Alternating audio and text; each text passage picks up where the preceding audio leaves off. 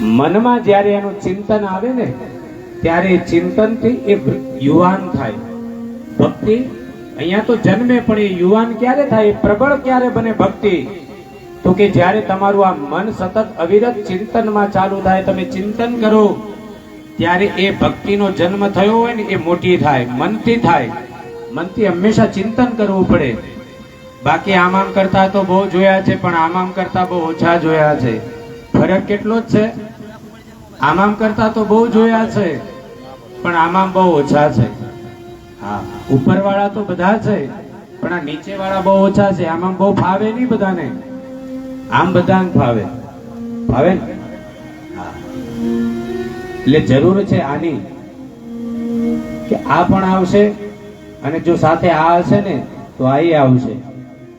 કારણ કે કહેવાય છે કે જ્યાં લક્ષ્મીપતિ હોય ત્યાં લક્ષ્મીને બોલાવવાની જરૂર ના પડે. છેક બલિરાજા પાસે સુતળ લોક સુધી લક્ષ્મી હોતા હોતા ગયા છે. હે, તમારા જીવનમાં કૃષ્ણ આવે તો 100% તમારા પાછળ, એ કૃષ્ણની પાછળ તમારા ઘર સુધી માં લક્ષ્મી જગદંબા પણ આવે છે. આજે જો વિચાર કરો ભક્તિનો મહિમા, લક્ષ્મીને તમે, આપણે બધા એમ કહીએ કે શ્રી સૂક્તનો પાઠ કરીએ, રોજ લક્ષ્મીજીની માળા કરીએ, આપણે ઘેર ખૂબ ધન ભેગું થઈ જાય.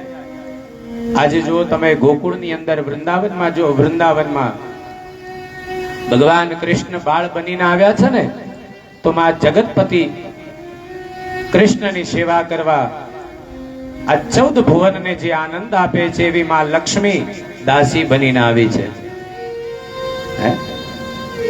કૃષ્ણ ભગવાન જ્યારે વૃંદાવનમાં આવ્યા ત્યારે માં લક્ષ્મી પણ દાસી બનીને આવી છે. હવે કહેવાનો ભાવાર્થ કે જ્યાં કૃષ્ણ જાય ત્યાં માં લક્ષ્મી અવશ્ય એની પાછળ પાછળ જતી હોય. એટલે કૃષ્ણને પ્રેમ કરો, કૃષ્ણ આવશે તો લક્ષ્મી 100% આવશે. તમારે માગવાની જરૂર નહીં પડે. ભક્તિ આગળ કહે છે કે હું વૃંદાવનમાં આવી અને પાછી નવયુવતી તો થઈ ગયું છું, પરંતુ મારા 2 પુત્રો એ હજુ પણ મૂર્છામાં છે, બેભાન છે. નારદજી ભક્તિને આશ્વાસન આપે છે. નારદજી કહે છે કે ભક્તિ માતા, હું તમને આશ્વાસન આપું છું કે હું આ બંનેના ઉપાય માટે, આ બંનેને નવયૌવન કરવા માટે હું કઈ ઉપાય કરીશ. હું વિચારું છું, તમારા માટે હું પ્રયત્ન કરીશ કે આ જ્ઞાન અને વૈરાગ્ય સાથે હું ભક્તિને જગાડીશ. આ ભક્તિનો હું પ્રચાર કરીશ. નારદજીએ જ્ઞાન અને વૈરાગ્યને જગાડ્યા. આ જગાડવા માટે અનેક પ્રયત્નો કર્યા. વેદ મંત્રો બોલ્યા છે. 4 વેદો, ઉપનિષદ, ગીતાજી, ઘણા બધા મંત્રોનો નારદજીએ પ્રયોગ કર્યો આ બંનેના કાન પાસે. પણ સહેજ હલ્યા અને પાછા બેભાન થઈ ગયા. નારદજી ચિંતામાં પડ્યા કે આ બધું જ મેં, આ તો બધું સંભળાવી દીધું, છતાં પણ આમને તો હજુ મૂર્છા, બેભાનતા દૂર થઈ નથી. એટલે આકાશવાણી થઈ, આકાશમાંથી શબ્દો થયા કે તમારો પ્રયત્ન ઉત્તમ છે, તમે પ્રયત્ન કરી રહ્યા છો, ઉત્તમ પ્રયત્ન છે, પણ જ્ઞાન વૈરાગ્ય સાથે ભક્તિનો પ્રચાર કરવા કંઈક સત્કર્મ કરો. હવે નારદજી પાછા વધારે વિચારમાં પડ્યા. નારદજી પ્રશ્ન કર્યો કે પણ હું શું સત્કર્મ કરું? આકાશવાણીએ કહ્યું કે આ તમારે સત્કર્મ જાણવું હોય તો સંતો પાસે જાઓ, સંતો તમને બતાવશે કે સત્કર્મ કોને કહેવાય. આકાશવાણીએ ન કીધું કે કોને સત્કર્મ કહેવાય, પણ આકાશવાણીએ કીધું કે તમે સંતો પાસે જાઓ, સંતો તમને બતાવશે કે સત્કર્મ કોને કહેવાય. નારદજી વિચાર કરે છે. ગીતાજીનો પાઠ કર્યો, મોટામાં મોટા વેદો, ઉપનિષદો બધું જ સંભળાવ્યું. આ સત્કર્મ નથી તો શું છે?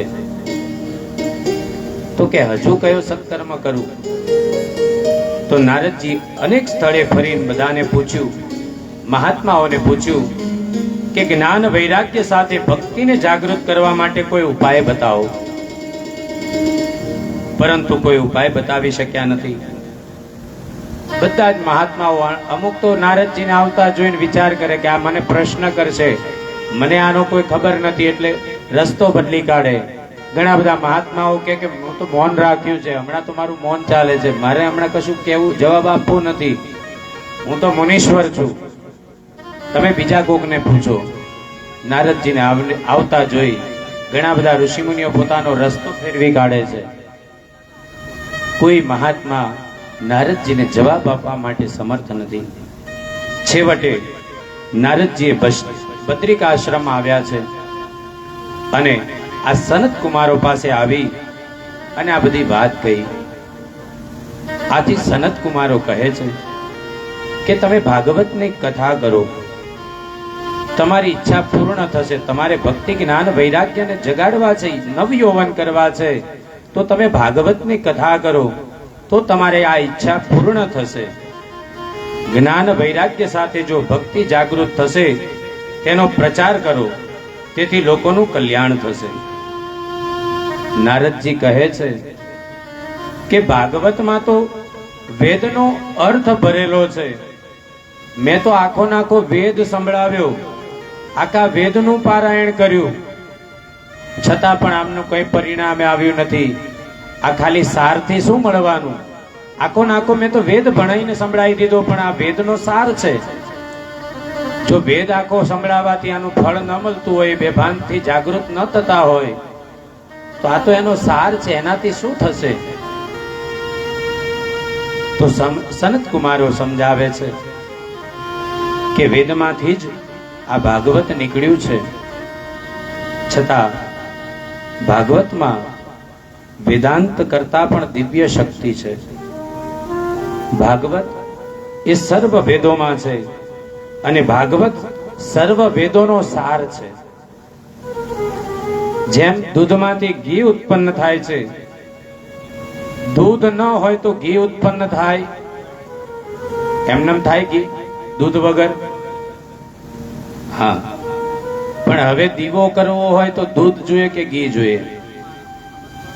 હા, તો કે તમારે જેમ દીવો કરવો હોય તો ઘીની જરૂર પડે, તમારી પાસે મણ દૂધ હોય પણ તમે દીવો ના કરી શકો, એમ દૂધમાંથી જ ભલે ઘી ઉત્પન્ન થયું છે પણ દીવો કરવા માટે જરૂર ઘીની પડે છે. એમ ભલે આ વેદનો સાર છે, પણ ભક્તિ જ્ઞાન અને વૈરાગ્યને જાગૃત કરવા માટે તમારે આ ભાગવતજી જ કરવા પડશે. આ ભાગવત જ પર્યાપ્ત છે, એનો સાર જ પર્યાપ્ત છે કે જેનાથી આ ત્રણેય ભક્તિ જ્ઞાન અને વૈરાગ્ય જાગૃત થશે. અહીંયા સનત કુમારોનો ભાગવત પારાયણ સપ્તાહ ચાલુ થાય છે. આગળ સનત કુમારો કહે છે કે તમે હરિદ્વાર પાસે આનંદ નામનો ગંગાજીનો તટ છે, ત્યાં જ્ઞાન યજ્ઞ ભાગવતજી રાખો અને ત્યાં ભક્તિને કહો કે તમારા વૃદ્ધ અને નિર્બળ બે પુત્રો જ્ઞાન વૈરાગ્યને લઈને ત્યાં આવે. આ બદ્રિક આશ્રમ એટલે ઉપર, ત્યાંથી ઉતરીને બધા આવ્યા છે ક્યાં? હરિદ્વાર, હરિનો દ્વાર. ઘણા બધા લોકો એને હરદ્વાર કહે છે, ઘણા લોકો એને હરિદ્વાર કહે છે, પણ અહીંયા ભાગવતજીની અંદર એને ગંગા દ્વાર કીધું, કારણ કે ત્યાંથી જ ઘણા બધા લોકો, હરિદ્વારથી જ ઘણા બધા લોકો શિવને મળવા માટે ક્યાં જતા હોય? હા, કેદારનાથ. અને હરિને મળવા માટે ક્યાં જતા હોય? બદ્રીનાથ. હા, એક કેદારનાથ જાય ને એક બદ્રીનાથ જાય, પણ જાય ક્યાંથી? હા, એટલે બધા વૈષ્ણવો વિચાર કરે કે જો આ હરિદ્વાર કહીએ તો આ અમારું છે, તો શિવ ભક્તો નારાજ થાય, અને હરદ્વાર કહીએ કે આ શિવનો દ્વાર છે તો વૈષ્ણવો નારાજ થાય કે ભાઈ આ નારાયણનો દ્વાર તો અમારા શિવે હું એ કર્યું. એટલે ભાગવતજી એવું કીધું કે આ ગંગા દ્વાર છે. હરિ અને હર બંનેના દ્વાર છે. કદાચ કોઈ વૈષ્ણવ આવે તો એના માટે હરિદ્વાર છે, અને કોઈ શિવનો ભક્ત આવે તો એના માટે આ હરદ્વાર છે. કોઈનો ભેદ નથી. ગંગા તો નિર્મળ છે, બધાને પાવન કરે. પુણ્યશાળી આવે તો એને પાવન કરે, પાપી આવે તો એને પાવન કરે. તો આવા ગંગા દ્વાર પર, કારણ કે ત્યાં સમ છે જગ્યા, ઉપર તો ગંગાજી કેવા વહેતા આવે છે ઉપરથી, તો એ વેગની અંદર બધા તણાઈ જાય, ઉપર કથા કરે તો બધા તણાઈ જાય. કહેવાનો ભાવાર્થ કે જો ઉપરનું જ્ઞાન હોય, તત્વ જ્ઞાન હોય, તો આપણા બધા જેવા જીવો તો તણાઈ જાય, એમાં કશું આપણને સમજણે ના પડે. હે એટલે એમણે નીચે ઉતાર્યા છે. જ્ઞાનને કેવું ઉતાર્યું છે? નીચે સમતળ પર લાવ્યા છીએ કે કોઈ જ્ઞાની હોય તો એ સમજી શકે અને કોઈ અજ્ઞાની હોય તોય આ સમજી શકે. એટલે આ કયા ઘાટ ઉપર કથા કરવામાં આવી છે? ગંગા ઘાટ પર. નથી બહુ ઊંચું કે બહુ નથી નીચું, મધ્યમાં લાવીને હરિદ્વારની અંદર ગંગા ઘાટ ઉપર ભગવાનની આ કથા સનત કુમારો કરે છે. અને પાછો ઘાટનું નામ પણ કયું? આનંદ ઘાટ, કે જે મનને આનંદ આપે એવા ઘાટ ઉપર જ્ઞાન યજ્ઞ રાખો અને ત્યાં ભક્તિને કહો કે એમના બંને પુત્રોને લઈને ત્યાં આવે. નારદજી સાથે સનત કુમારો ભાગવત કહેવા માટે ગંગા કિનારે આવે છે. શુદ્ધ ભૂમિમાં સાત્વિક ભાવ જાગે છે. ભૂમિની અસર પણ સૂક્ષ્મ રીતે મન ઉપર થાય છે. હા, આ ભૂમિની અસર પણ મન પર થાય. ઘણી બધી જગ્યાએ જોજો. એટલા માટે જ આ સત્ર પ્રારંભ કરતા પહેલા ઋષિ મુનિઓ બ્રહ્માજી પાસે ગયા. બ્રહ્મ એટલે આ જીવ. જીવ પણ આ મન રૂપી આરો લઈને ફરે, જ્યાં મન સ્થિર થઈ જાય એ હરિદ્વાર કહેવાય. હા, આ મન ફરતું બંધ થઈ જાય સંસારમાં. એટલા માટે ભજન છે. કયું ભજન? માળા ફરે હાથમાં અને આ મન ફરે. હા, ખૂબ સુંદર બહેનો ભજન બહુ કરે છે. એટલે આ સંસારમાં મન જ્યાં સુધી ફરે ને ત્યાં સુધી આ મન ચક્રો એના સ્થિર થતા નથી ને એ સ્થિર ના થાય ત્યાં સુધી એને શાંતિ પણ મળતી નથી. એટલે અહીંયા ગંગા કિનારે આવે છે. શુદ્ધ ભૂમિમાં સાત્વિક ભાવ જાગે છે. એટલે હરિદ્વારની ભૂમિ છે. ભૂમિની અસર સૂક્ષ્મ રીતે મન ઉપર થાય છે. ગંગા એ જ્ઞાન ભૂમિ છે. જ્યાં ગંગા ઘાટ ઉપર બેસો ત્યાં જ્ઞાનની પ્રાપ્તિ થાય. દેવો અને ઋષિમુનિઓને આમંત્રણ આપવામાં આવ્યા છે. ઘણા દેવો ઋષિમુનિઓ ત્યાં આવ્યા છે. કેટલાક આળસમાં બેસી રહ્યા છે. ઘણા બધા લોકો આળસમાં બેસી રહ્યા છે. તો કેટલાક ભાગવત મેં વાંચી નાખેલ છે એમ મને બધી ખબર છે એવું વિચારીને બેસી રહ્યા છે. આવા અભિમાનમાં બેસી રહ્યા છે. મેં તો આવા બધા ઘણા બધા ભાગવતો વાંચી કાઢ્યા. કથા જ છે ને ભાગવતમાં. પેલા એ કરી હતી એવી જ કથા આવવાની છે. આમાં કૃષ્ણ જ આવવાનો છે. વિશેષ તો કશું છે નહીં. આવું ઘણા બધા વિચારીને હજુ આયા નથી.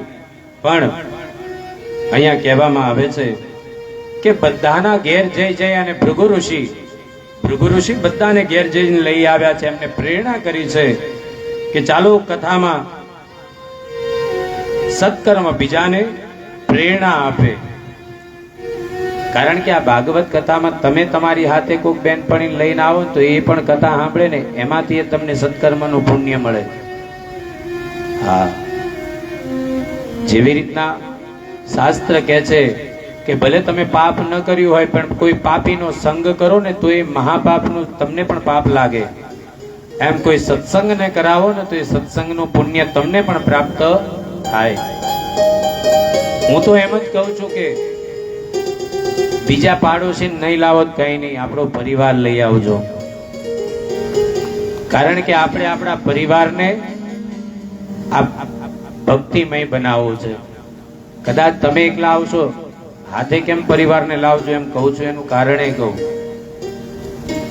તમે એકલા આવ્યા હો, તમે એકલા એ કથા સાંભળી, તમારા મનમાં ભાવ પ્રગટ્યો કે ભગવાનની કથા બહુ સરસ કરી, બહુ સારું જ્ઞાન મેળવ્યું. હવે કાલથી તો હું 4 વાગ્યાનો જ ઉઠી જઈશ, ભગવાનની સુંદર સેવા કરીશ. પરિવારને આપણે લાવ્યા નથી. પરિવારને રોજની ટેવ છે રાત્રે 12-1 વાગ્યા સુધી મોબાઈલ જોવો, સવારમાં ઉઠવું કેટલા વાગે? 10-12 વાગે. આપણે 4 વાગ્યાની ઘંટી વગાડી એટલે બાજુમાંથી રૂમમાંથી બૂમ આવે, અલી મમ્મી બહુ મોટી ભક્તાણી થઈ ગઈ, 4 વાગે ઊંઘવા દે.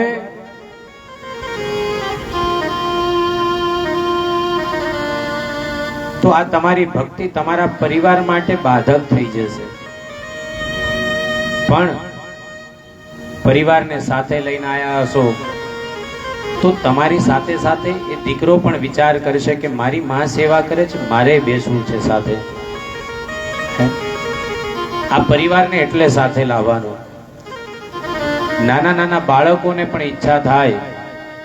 અમારા એક સુંદરકાંડમાં અમારા ભૂદેવ આવે છે, એમની નાની દીકરી પણ ખૂબ સુંદર ભગવત ભક્ત છે. હા, મારો પણ દીકરો ભણવા જતા પહેલા જલારામ બાવની આખી મોઢે બોલતો હતો. તો જેવી આપણે સત્સંગ આપીશું, ભલે વારસામાં પૈસા સંપત્તિ નહીં આપો, પણ જો આ સંસ્કાર આપશો ને તો એ તમારા આખી પેઢીને તારશે. પણ ખૂબ રૂપિયો આપશો પણ સંસ્કાર નહીં આપો ને તો એ ધન પણ ડૂબાડશે અને તમારી પેઢીને ડૂબાડશે. એટલે આ સંસ્કાર જીવનમાં ખૂબ જરૂરી છે. એટલે પરિવારને સાથે લઈને આવજો. એમાંય ખાસ નાના નાના દીકરાઓ, ભલે હું તો કહું છું કે રમશે, આવીને રમશે, પણ આ કથાનો મર્મ એવો છે કે આ કાન ઉપર બે શબ્દ પણ કદાચ પડી જશે ને તો એ જીવનમાં બાળકને, આજે આપણે બધા આધુનિક ટેકનોલોજીના યુગમાં જીવીએ છીએ. એક દિવસ હું મોબાઈલમાં સર્ચ કરતો હતો, ત્યાં આગળ મેં એવું સર્ચ કર્યું કે સનાતન સંસ્કૃતિ. તો 1 કરોડ લોકો જે સનાતન સંસ્કૃતિને નથી માનતા એ પણ સંસ્કૃતિને ફોલો કરે છે, એટલે કે એને અનુસરે છે. 1 કરોડ લોકો. આપણે તો બધા સનાતન સંસ્કૃતિને જન્મ્યા જ છીએ, પણ જે નથી જન્મ્યા, કે જે ખ્રિસ્તી છે, બૌદ્ધ છે, પારસી છે, કે જે સનાતન ધર્મને નથી માનતા, એવા પણ લોકો, ફોરેનના પણ લોકો હરે રામા હરે કૃષ્ણા કરે છે. 1 કરોડ લોકો આવા છે. તો આપણે વિચાર કર્યો કે આ બધું કેમ બન્યું. મને એક ભાવ ઉત્પન્ન થયો મારો કે આવું બધું કેમ બન્યું.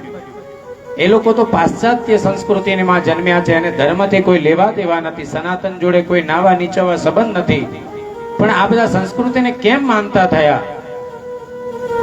તો મને એક ભાવ એવો આવ્યો કે કદાચ ગયા જન્મમાં આવા જ ભાગવતજીમાં એમના હૃદય પણ ક્યાંક ચિતરાઈ ગયા હશે અને એ ચિત્રામણથી જ આ જન્મમાં પણ આ ચિતરાયેલા નીકળ્યા. કારણ કે આ હૃદયને ચિતરવું ને એક જન્મની વાત નથી. અનેકે અનેક જન્મો આપણા પૂરા થઈ જાય ત્યારે આ હૃદય પર ભગવાન ચિતરાતા હોય. તો ભલે આ સનાતન સંસ્કૃતિમાં ગયો જન્મ લીધો હોય, સારું પુણ્ય કર્યું હોય, પણ કર્મના યોગે કરીને કદાચ એનો બીજો જન્મ પાશ્ચાત્ય સંસ્કૃતિમાં, ફોરેનમાં, ઇંગ્લેન્ડમાં, અમેરિકામાં થઈ ગયો, પણ જો આ કૃષ્ણની હૃદયમાં ભક્તિ કદાચ ગયા જન્મની પ્રગટ થઈ જાય ને તો ભલે ફોરેનર હોય તો એ ઢોલક લઈને ધોતી પહેરીને કરશે હરે રામા હરે કૃષ્ણ, ભલે બોલતા નહીં આવડે. આ ક્યારે બને કે તમારા ગયા જન્મોની, અનેક જન્મોની જ્યારે ભક્તિ તમારું હૃદય ચિતરાયેલું હશે ને તો આ બધું ભૂલાશે. એમ આપણા પણ આપ જે બધા બેઠા છીએ, અનેક જન્મોથી આપણે આ પુણ્ય કરતા આવ્યા છીએ, ત્યારે આપણને આ ભાગવતજીનો આશ્રય મળ્યો છે, આપણને ભાગવતજીમાં બેસવાનો લાભ મળ્યો છે. બાકી અહીં બાજુમાં હોત તોય ના આવી શકું. હા, સ્પેશિયલ હું તમારા ઘેર કાર્ડ આપવા આવ્યો હોય ને તોય ના આવી શકું.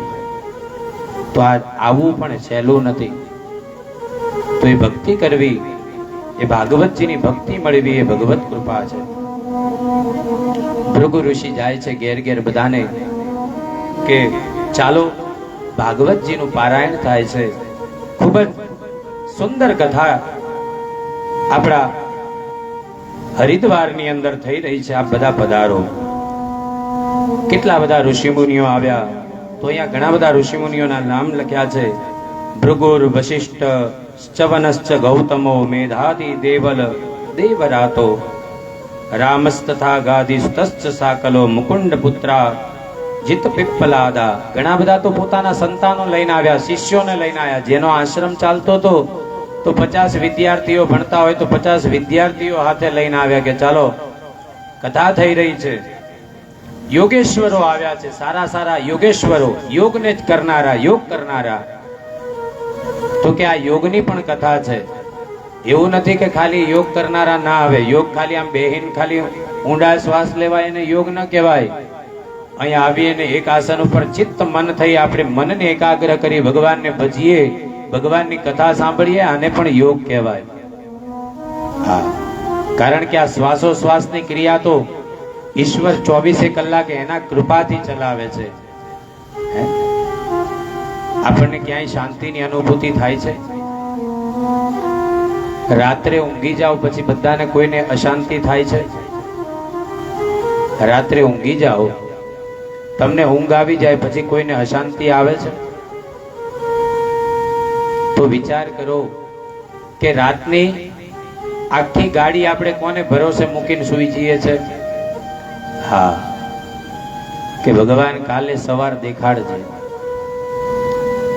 જો એના ભરોસે મૂકીને રાત્રે સુઈ જઈએ છે તો સવારે પાડે છે ને આખી રાત આપણને કાંઈ દુઃખ નથી થતું. થાય કોઈને? દિવસમાં જેવા 100 વિચાર આવે, રાત્રે કોઈને આવે છે 100 વિચાર? હા, તો એ મન શાંત થઈ જાય છે, આનંદ મળે છે. એ રાત્રિનો આનંદ ભગવત કૃપાથી મળે છે. કારણ કે આપણે નિરાધીન ઈચ્છાઓ વગરના થઈ જઈએ છીએ. રાત્રે આપણે કોઈ ઈચ્છાઓ નથી કરતા, એટલે જેટલી ઈચ્છાઓ છૂટી જાય ને એટલી શાંતિ મળે. આ નક્કી થયું કે ના થયું? ઈચ્છાઓ વગર તમને શાંતિ મળે મળે ને મળે જ છે. આપણને શાંતિ ક્યારે અશાંતિ થઈ જાય છે? કે જ્યારે ઈચ્છાઓ વધી જાય છે. તો સનત કુમારો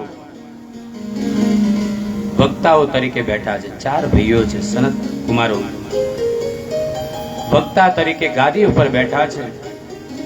મોટા મોટા ઋષિમુનિઓ અને દેવો પણ શ્રોતાઓ તરીકે આવ્યા છે. આજે સૌનક આદિમાં જે 88,000 ઋષિમુનિઓ છે, આ બધાના જ અગ્રગણ્ય છે, બધાના નેતા છે, લીડર છે. તો 88,000 ઋષિમુનિઓને જે હાચવતો હશે કેવો જ્ઞાની હશે, વિચાર કરો. તો આવા સૌનક પણ શ્રોતા બનીને બેઠા છે. એને અભિમાન નહીં આવ્યું હોય કે આ 88,000 ઋષિમુનિઓ મારું કહેલું કરે છે ને હું સૂતજીને નીચે બેસું? પણ જ્યારે શ્રોતાના અહીંયા આ મહાત્મ્યની અંદર વક્તા અને શ્રોતાના લક્ષણ બતાવવામાં આવ્યા, તો આ લક્ષણમાં એ જ બતાવવામાં આવ્યું કે શ્રોતા જ્યારે ભૂખ્યો થઈને બેસે ને તો એને આ મીઠાશ આવે, પણ જ્યારે ધરાયેલો થઈને બેસે ને તો 56 ભોગમાં એને સ્વાદ આવે. અહીંયા જિજ્ઞાસુ બનીને બેસો. તમને આમાં કંઈક જાણવાની ઈચ્છા કે મહારાજ હમણાં કંઈક કહેશે. અરે સુખદેવજી મહારાજ તો જ્યારે કથા કરે ને ત્યારે એવું વિચારે છે કે મારી સામે પિક્ચર ચાલી રહ્યું છે, કૃષ્ણ સાક્ષાત લીલાઓ કરી રહ્યા છે. વિચાર તો કરો કે આવો વક્તા ક્યાં મળે કે જે પોતાના સામે જ કૃષ્ણ સાક્ષાત લીલાઓ કરી રહ્યા હોય એવી કથા કરે છે. અને સાંભળનારાઓ પણ કેવી કથા સાંભળે છે? તો કે જેવો રસ અહીંયા પીરસવામાં આવે છે એવો જ રસ સામેથી શ્રોતાઓ લે છે કે ભાઈ સાક્ષાત ભગવાનની લીલાઓ ચાલી રહી છે ને અમે એને જોઈ રહ્યા છીએ. તો જ્યારે જિજ્ઞાસુ બનીએ ને ત્યારે આપણને પ્રાપ્ત થાય. બાકી જિજ્ઞાસુ બન્યા વગર આપણને કંઈ પ્રાપ્ત થતું નથી. બધું બહાર નીકળી જાય. અભિમાની થઈએ ત્યારે કશું આપણને પ્રાપ્ત ન થાય. તો સનત કુમારો વક્તાઓ તરીકે બેઠા છે. દેવો ઋષિમુનિઓ કથામાં શ્રોતા તરીકે આવ્યા છે.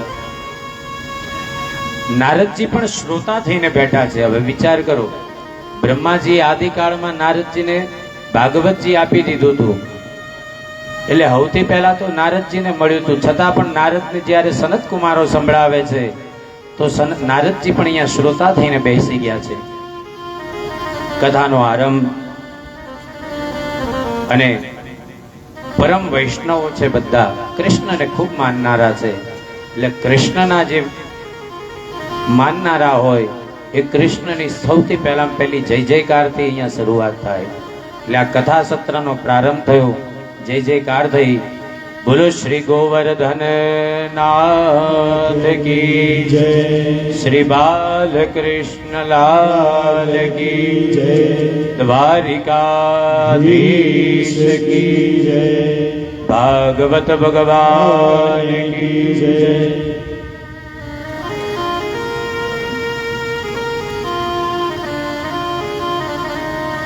આ બધી જ પ્રવૃત્તિઓ છોડી મનુષ્ય જ્યારે ધ્યાનમાં બેસે છે ત્યારે એમાં માયા વિઘ્ન નાખે છે. અનાદિકાળથી મનુષ્ય અને માયા સાથે યુદ્ધ થતું રહ્યું આવ્યું છે. મનુષ્ય અને માયામાં યુદ્ધ થતું આવે છે. જીવ પરમાત્મા પાસે, આ જીવ છે ને પરમાત્મા પાસે જાય, આ માયાને ગમતું નથી. કેમ નથી ગમતું? તો મેં તમને કીધું એમ, ભગવાન કોણ છે? માયાપતિ છે.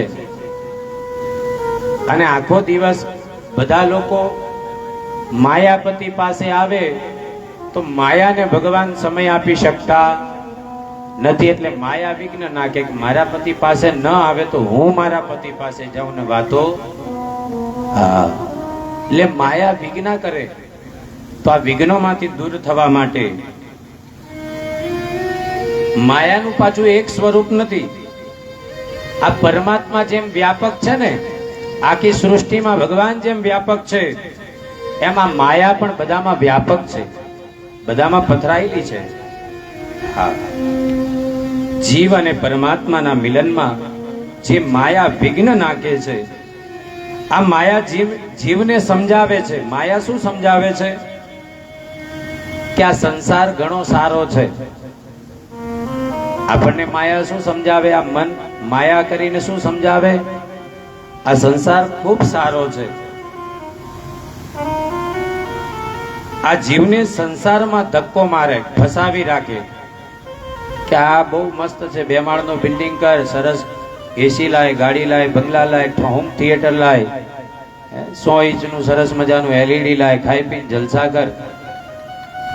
આમ આ સંસારમાં માયા છે ને, એ માણસને ફસાવી રાખે છે. માયાની અંતે જીત થાય છે અને મનુષ્યની હાર થાય છે. તમારી જીત થાય એવી જો તમને ઈચ્છા હોય, આપણી જીત થાય એમ આપણી ઈચ્છા હોય, તો આ માયાપતિની જય બોલાવી જોઈએ. એટલે સનત કુમારો સાવધાન કરે છે કે આ ભાગવતની કથા અતિ દિવ્ય અને સુમધુર છે. આ કથા જે પ્રેમથી શ્રવણ કરશે તેના કાન દ્વારા આ પરમાત્મા હૃદયમાં આવશે. કાન દ્વારા પરમાત્મા હૃદયમાં આવશે. આંખ અને કાન આ બંનેને જો પવિત્ર રાખે તો તેના હૃદયમાં પરમાત્મા આવે છે. કારણ કે આ 2 ગેટ છે. હા, આપણે અહીંયા એક જ ગેટ રાખ્યો છે, તો એક જ ગેટ થી બધા આવી શકે. હા, બીજો કોઈ ગેટ જ નથી. એમ આ શરીરમાં પણ કોઈ પણ વસ્તુને, માયાને કે પરમાત્માને અંદર પ્રવેશ કરાવવા માટેના 2 દ્વાર છે, આંખ અને કાન. જ્યારે આપણે કાનથી ભગવાનની સુમધુર કથા સાંભળીએ, ભગવાન કૃષ્ણ પ્રત્યે પ્રેમ થઈ જાય તો એને જોવાની ઈચ્છા થાય. અને જ્યારે ભગવાનને આ દિવ્ય લીલાઓને જ્યારે આપણે જોઈએ, ભગવાનના મંદિરમાં જઈએ તો લોકો ધક્કા મારે, બહાર નીકળો, જલ્દી દર્શન કરો. મનને ત્યાં શાંતિ મળે છે ને, એટલે મનને રોકાવાનું મન થાય. મનને મંદિરમાં રોકાવાનું શું કામ મન થાય? કારણ કે ત્યાં શાંતિ મળે છે. પણ બધા ધક્કા મારે, બીજાને દર્શનનો લાભ આપો, આગળ વધો. શાંતિ મળે ત્યાં કોઈ બહુ ઊભું રહેવા દેતું નથી. અને આ આંખ દ્વારા પણ પરમાત્મા આપણા હૃદયમાં આવે છે. એટલા માટે જો આ આંખ અને કાન બગડશે તો જીવનમાં ભક્તિમાં વિઘ્ન આવશે. એટલે ખરાબ શબ્દો સાંભળ્યા પછી પણ મન બગડે છે. તમે ખરાબ સાંભળો ને, એનાથી પણ આપણું મન બગડે છે. આ ખરાબ ચિત્ર જોયા પછી પણ મન બગડે છે.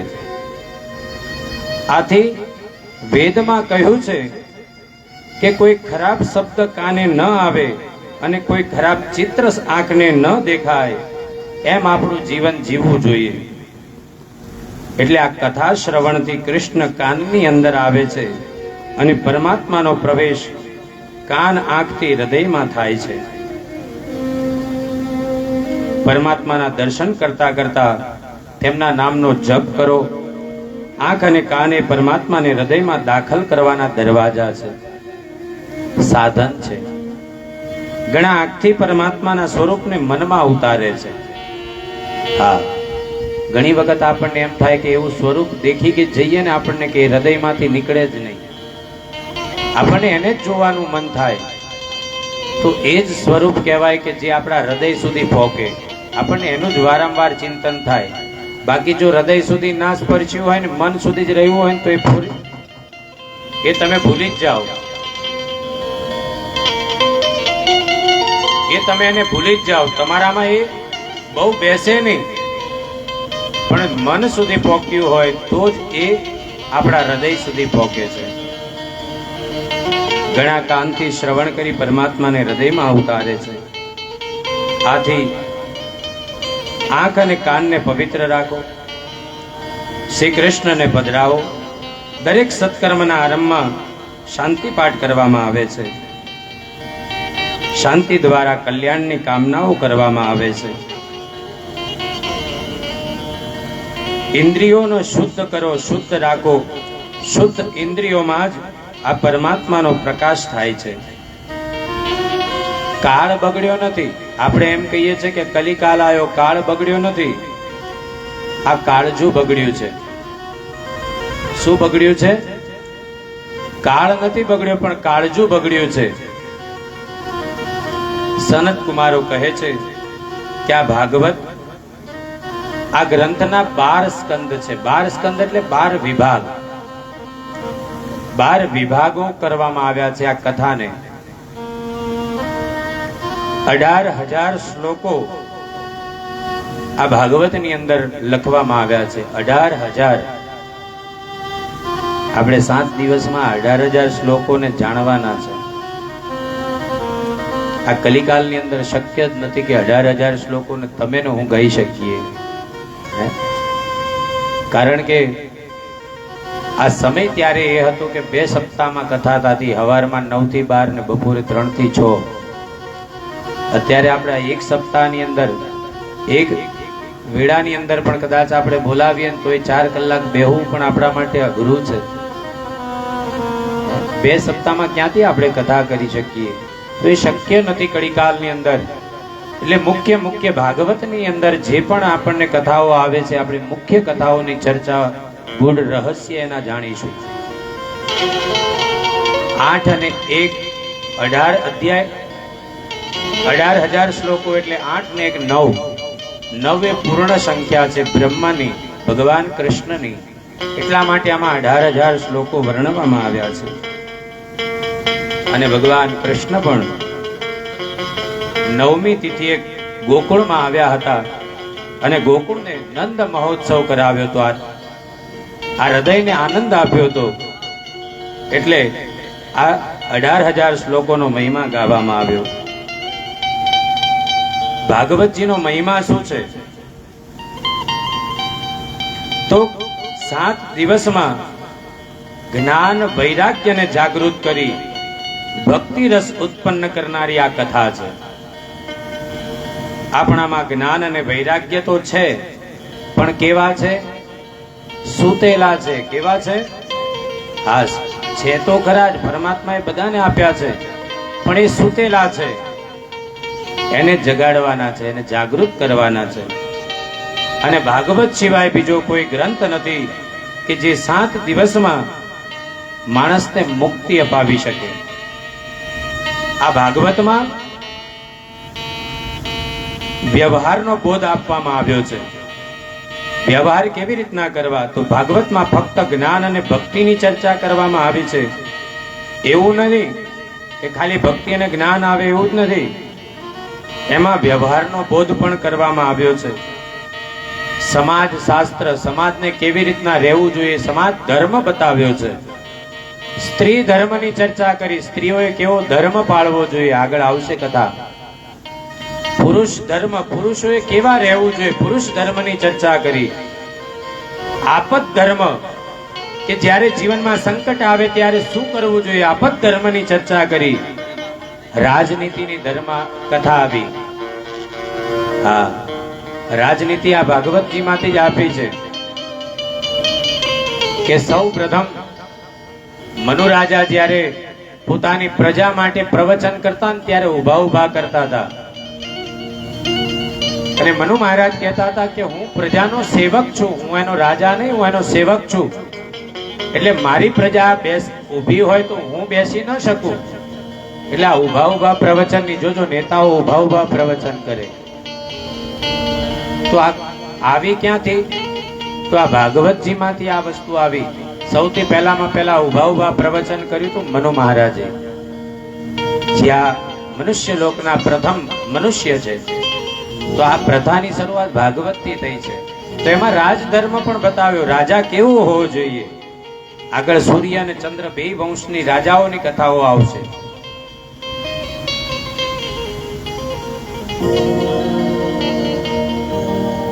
વ્યાસજીએ ભાગવતમાં કશું જ છોડ્યું નથી, બધી જ ચર્ચાઓ કરી દીધી.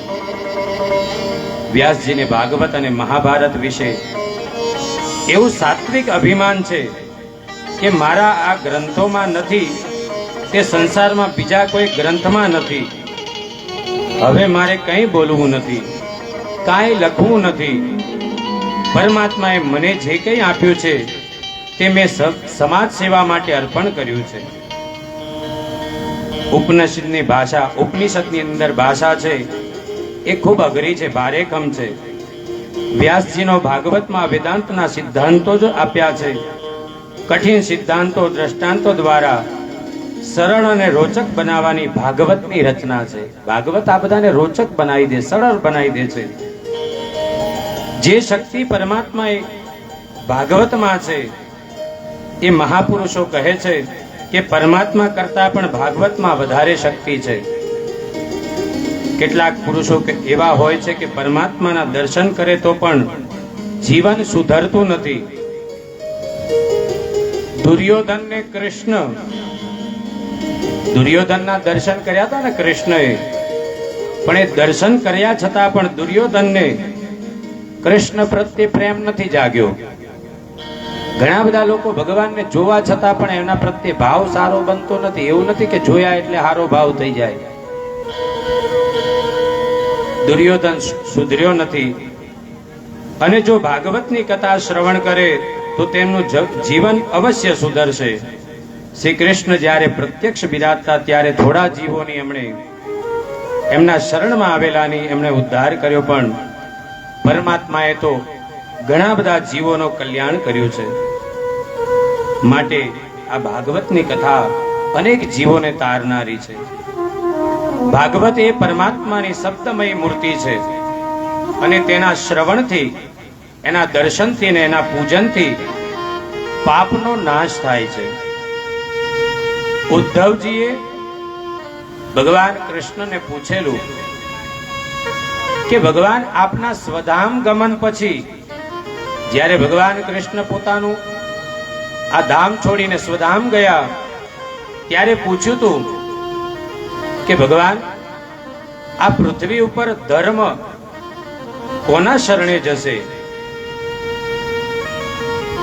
આ પૃથ્વી પર અધર્મ વધશે, અધર્મ વધી જશે તો ભગવાન આ ધર્મ કોના શરણે જશે?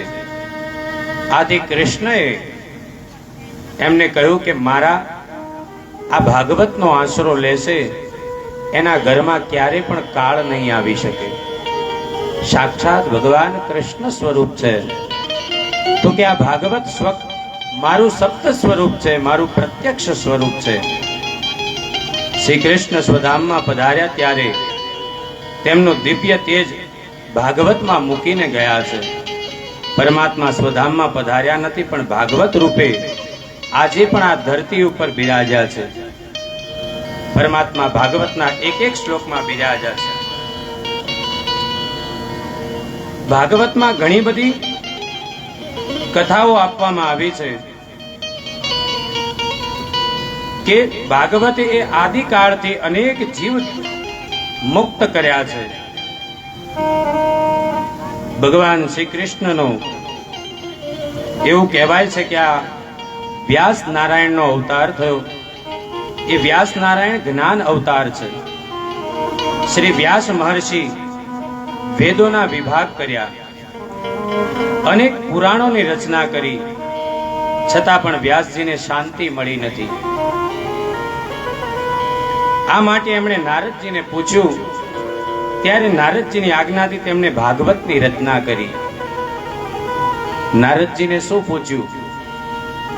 તો કે એક વખત ભગવાન વેદવ્યાસ બધા જ ગ્રંથોની રચના કર્યા પછી બેઠા છે. નારદજી આવ્યા છે. અરે વેદવ્યાસ ભગવાનને જોઈ નારદજીને લાગ્યું કે વેદવ્યાસમાં કઈ અસંતોષ દેખાઈ રહ્યો છે. વિચાર કરો કે 4 વેદો અને 17 પુરાણોની રચના કરવા છતાં પણ આજે માણસને અસંતોષ છે કે હજુ મેં કંઈક મારાથી બાકી છે. કદાચ આપણા પાસે કંઈક મળી જાય તો આપણે લોકોને એમ કહી દઈએ કે મેં આટલું મેળવ્યું, મેં આટલું લખી કાઢ્યું. આ તો આટલું બધું રચના કરવા છતાં પણ એમ હજુ વિચાર કરે છે કે મારામાં હજુ કંઈક અસંતોષ છે, હજુ મારે કંઈક લખવું છે.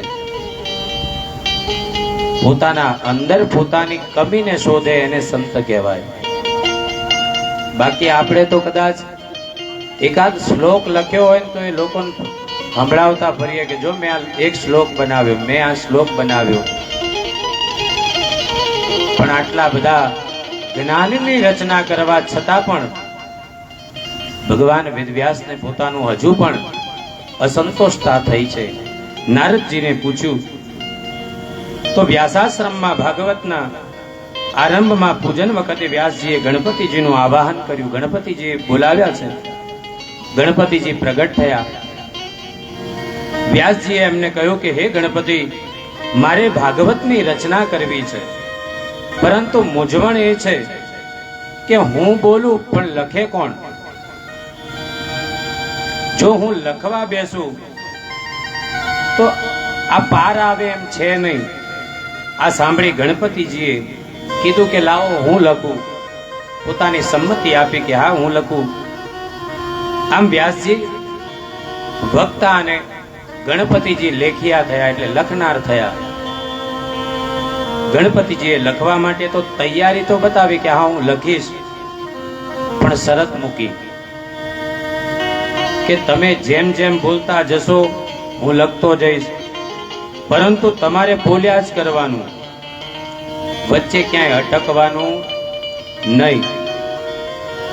હું જરા પણ નવરો નહીં બેસું. હા, નવરો હું સહેજે નહીં બેસું, તમારે બોલ્યા જ કરવાનું. વ્યાસજીએ શરત મૂકી. વ્યાસજીએ કહ્યું કે ગણપતિજી વાત તો બરાબર છે, મને માન્ય છે તમારી શરત, પરંતુ હું જે કંઈ પણ બોલું, હું જે બોલું ને એ તમારે યોગ્ય છે કે અયોગ્ય છે એ તમારે તપાસીને લખવાનું, એમનેમ લખી નહીં દેવાનું. તમારે એનો વિચાર કરવાનો અને ખૂબ કાળજીપૂર્વક તમારે એને લખવાનું. આ રીતના લખાણ સરળ હોવું જોઈએ, સમજેલું હોવું જોઈએ. ગણપતિજી કે કઈ વાંધો નહીં, હું સમજીને લખીશ. વ્યાસજીએ કથાનો આરંભ કર્યો. 100 શ્લોક થાય. 100 શ્લોક થાય એટલે વ્યાસજી એવો 2 અર્થવાળો એક શ્લોક મૂકે કે વિચાર કરવામાં ગણપતિજી ડૂબે એટલામાં એ પોતાનું નિત્ય કર્મ કરી આવે, સ્નાન નાસ્તો આદિ બધું કરી આવે અને પાછા આવી જાય. ગણપતિજી ત્યાં સુધી વિચારે ત્યાં સુધીમાં ગણપતિ દાદાના વિચારવા સુધીમાં વ્યાસજી પોતાનું કામ કરી આવે. ગણપતિજીને સમય લાગે એ સમય દરમિયાન વ્યાસજી ઝડપથી પોતાના બીજા કાર્યો પતાવી દે. જેવી રીતના કે હિરણ્યાક્ષના મુગટની ટોચ સ્વર્ગને અડતી હતી, આવું લખ્યું હોય. એના શરીરની દિશાઓ ઢંકાઈ જતી હતી. એનો અર્થ એવો થાય, એને વિચારીને એવું લખવામાં આવે કે હિરણ્યાક્ષ એટલે લોભ. હિરણ્યાક્ષ એટલે લોભ, કે જેમ લોભ દિવસે દિવસે વધતો જાય એ આ બતાવવાનો ઉદ્દેશ્ય છે કે હિરણ્યાક્ષનો સુવર્ણનો મુગટ સ્વર્ગે અડે. એટલે આ આપણા જીવનમાં લોભ છે ને દિવસે દિવસે વધતો જાય, સ્વર્ગે અડે, ઘટતો કોઈ દિવસ છે? હા, એટલા માટે લોભને મારવા માટે ભગવાને 2 જ અવતાર લીધા. કામ અને ક્રોધને મારવા એક અવતાર લીધો, પણ લોભને મારવા માટે 2 અવતાર લીધા ભગવાને. હિરણ્યાક્ષને મારવા માટે ભગવાને વરાહનો અવતાર લીધો, અને હિરણ્યકશ્યપુને મારવા માટે ભગવાને નરસિંહનો અવતાર લીધો. ભગવાન 2 અવતાર લીધા, કારણ કે લોભ છે જલ્દી જતો નથી સાહેબ. આજે 60-70 વર્ષે પણ દાદાને કદાચ 1000 રૂપિયા કમાવા મળતા હોય તો દાદા એ તક પણ છોડે? હા, ભલે રિટાયર થઈ ગયા હોય નોકરીથી, પેન્શન આવતું હોય, છતાં પણ કદાચ ક્યાંક સરળતાથી 1000 કમાવા મળતા હોય દાદા છોડે? તો લોભને મારવા માટે ભગવાને 2 અવતાર લીધા. લોભ સ્વર્ગ સુધી પહોંચ્યો, આવો વિચાર કરીને એમને લખવાનું છે. સત્કર્મમાં વિઘ્ન ના આવે માટે વ્યાસજી પ્રથમ ગણેશજીની વંદના કરે છે, સરસ્વતી માતાને વંદન કરે છે, સદગુરુ ભગવાનને વંદન કરે છે, અને ઈષ્ટ એવા ભગવાન કૃષ્ણના ચરણોમાં વંદન કરી ભાગવતજીનો આરંભ કરે છે. ભાગવતજીમાં કથા બતાવવામાં આવી કે આ કથા કેવી છે, તો કહેવામાં આવે છે કે કથા છે પાપીમાં પાપી માણસને તારનારી છે. તો કે આનું પ્રમાણ સાચું ખરું? કોઈને આવો લાભ મળ્યો ખરો? ખાલી ગપ્પા મારો છો કે આ પાપીને તારનારી છે, તો આનું સત્ય શું આપ સાબિત કરો. તો કે હા, એક મહાપાપી એવો થયો કે જેને ભાગવત શ્રવણ કરવાથી મુક્તિ મળી. તો એની કથા અહીંયા બતાવવામાં આવી. આત્મદેવ નામનો બ્રાહ્મણ છે, પવિત્ર બ્રાહ્મણ તુંગભદ્રાના કિનારે પોતાની પત્ની ધુંધુલી સાથે રહે છે. આત્મદેવનામાં પવિત્રતા ખૂબ છે, પણ એની પત્ની થોડી કર્કશ સ્વભાવની છે. લોકોની પંચાયતમાં ઝઘડા કરવામાં, આત્મદેવના ઘરમાં સંપત્તિ તો ખૂબ છે, પુષ્કળ છે, પણ સંતતિનો અભાવ છે. દીકરો નથી, પૈસો છે પણ સંતાન નથી. માટે આત્મદેવ દુખી છે. સંતતિ માટે આત્મદેવ ઘણો પ્રયત્ન કર્યો, પણ કોઈ સફળતા મળી નહીં. છેવટે એણે નિરાશ થઈ આત્મહત્યા કરવાનો, પોતાના જીવનને ટૂંકાવવાનો નિશ્ચય કર્યો. જંગલ તરફ ગયો. આગળ જતા નદી કિનારે ત્યાં આવ્યો છે. નદી કિનારે એક મહાત્મા પરમાત્માનું સ્મરણ કરતા હતા. મહાત્મા બેઠા છે. એ મહાત્મા પાસે જઈને રડ્યો. મહાત્માએ પૂછ્યું, તારા દુઃખનું કારણ શું છે? આત્મદેવ કહેવા લાગ્યો કે હું સંતાનહીન છું, મારી ત્યાં સંતાન નથી. મારે કોઈ સંતાન ન હોવાથી દુઃખી છું. માટે મને કોઈ બીજું દુઃખ નથી, પણ સંતતિ થાય, મારે ઘેર પુત્ર થાય એવું કંઈક કરો. મહાત્માએ કહ્યું કે તારે ઘેર પુત્ર નથી એમાં પરમાત્માની કૃપા માન, કારણ કે પુત્ર એ દુઃખ રૂપ છે. પરમાત્મા જે સ્થિતિમાં રાખે એમાં સંતોષ માની અને પ્રભુનું સ્મરણ કરવું જોઈએ. એકનાથ મહારાજ થયા. એકનાથ મહારાજ થયા ને એ વિઠ્ઠલનાથના દર્શન કરવા ગયા. એકનાથને ભગવાને પત્ની લાયક આપી છે, એટલે ભગવાન ઉપકાર માને છે કે તે સારું થયું કે મને ભગવાન મારા લાયક આપી, તો હું ભગવાનની ભક્તિ કરું છું. થોડી વાર પછી તુકારામ ગયા. તુકારામની પત્ની થોડી કર્કશા છે, થોડી ઝઘડાળુ છે. તો તુકારામ પણ ભગવાનનો ઉપકાર માંગે છે.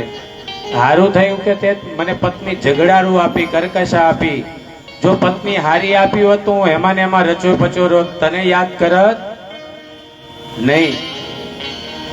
ત્રીજા નંબરની અંદર એ નીકળ્યા પછી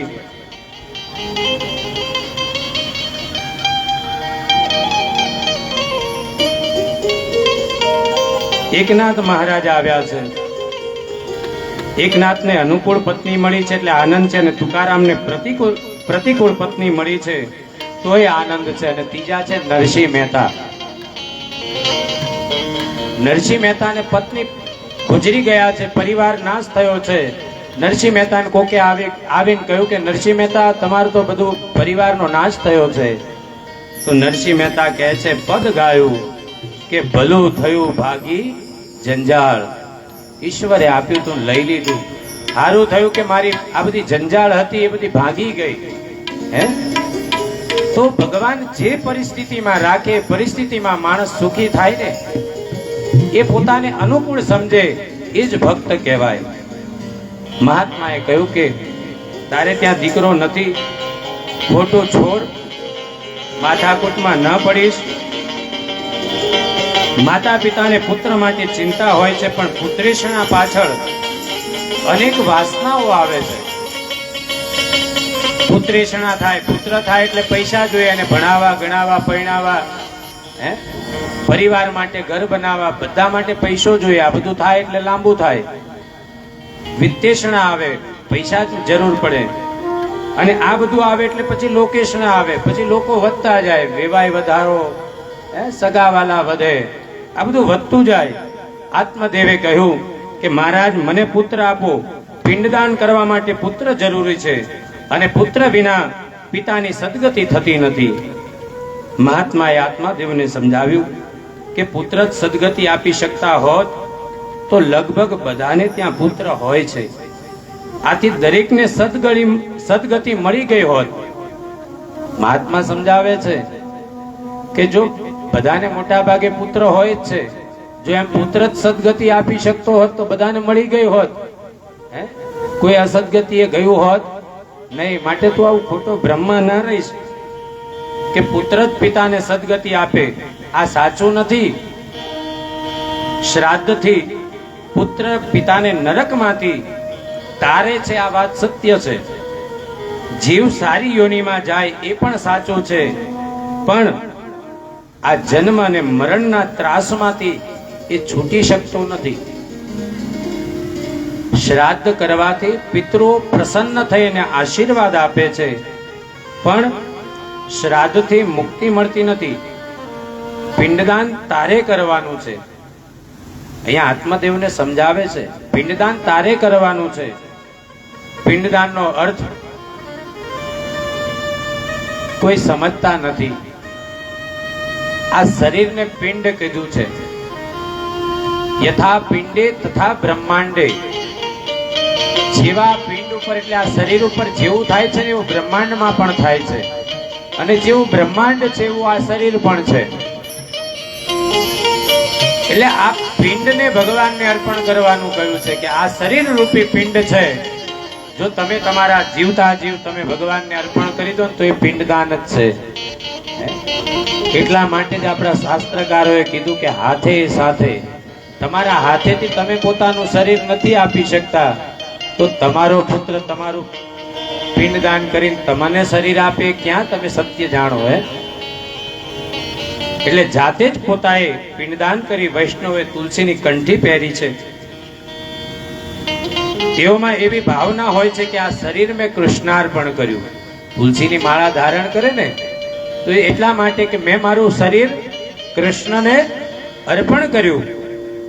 જેવી રીતના લગ્ન થાય ત્યારે વરરાજા પોતાની પત્નીને મંગલસૂત્ર પહેરાવે, સ્ત્રી પણ પોતાના પતિને સમર્પિત થઈ જાય, એમ રુદ્રાક્ષની માળા, તુલસીની માળા, ભક્તો પોતાના ભગવાનની માળા ધારણ કરે કે આજથી આ શરીર ભગવાનનું થઈ ગયું.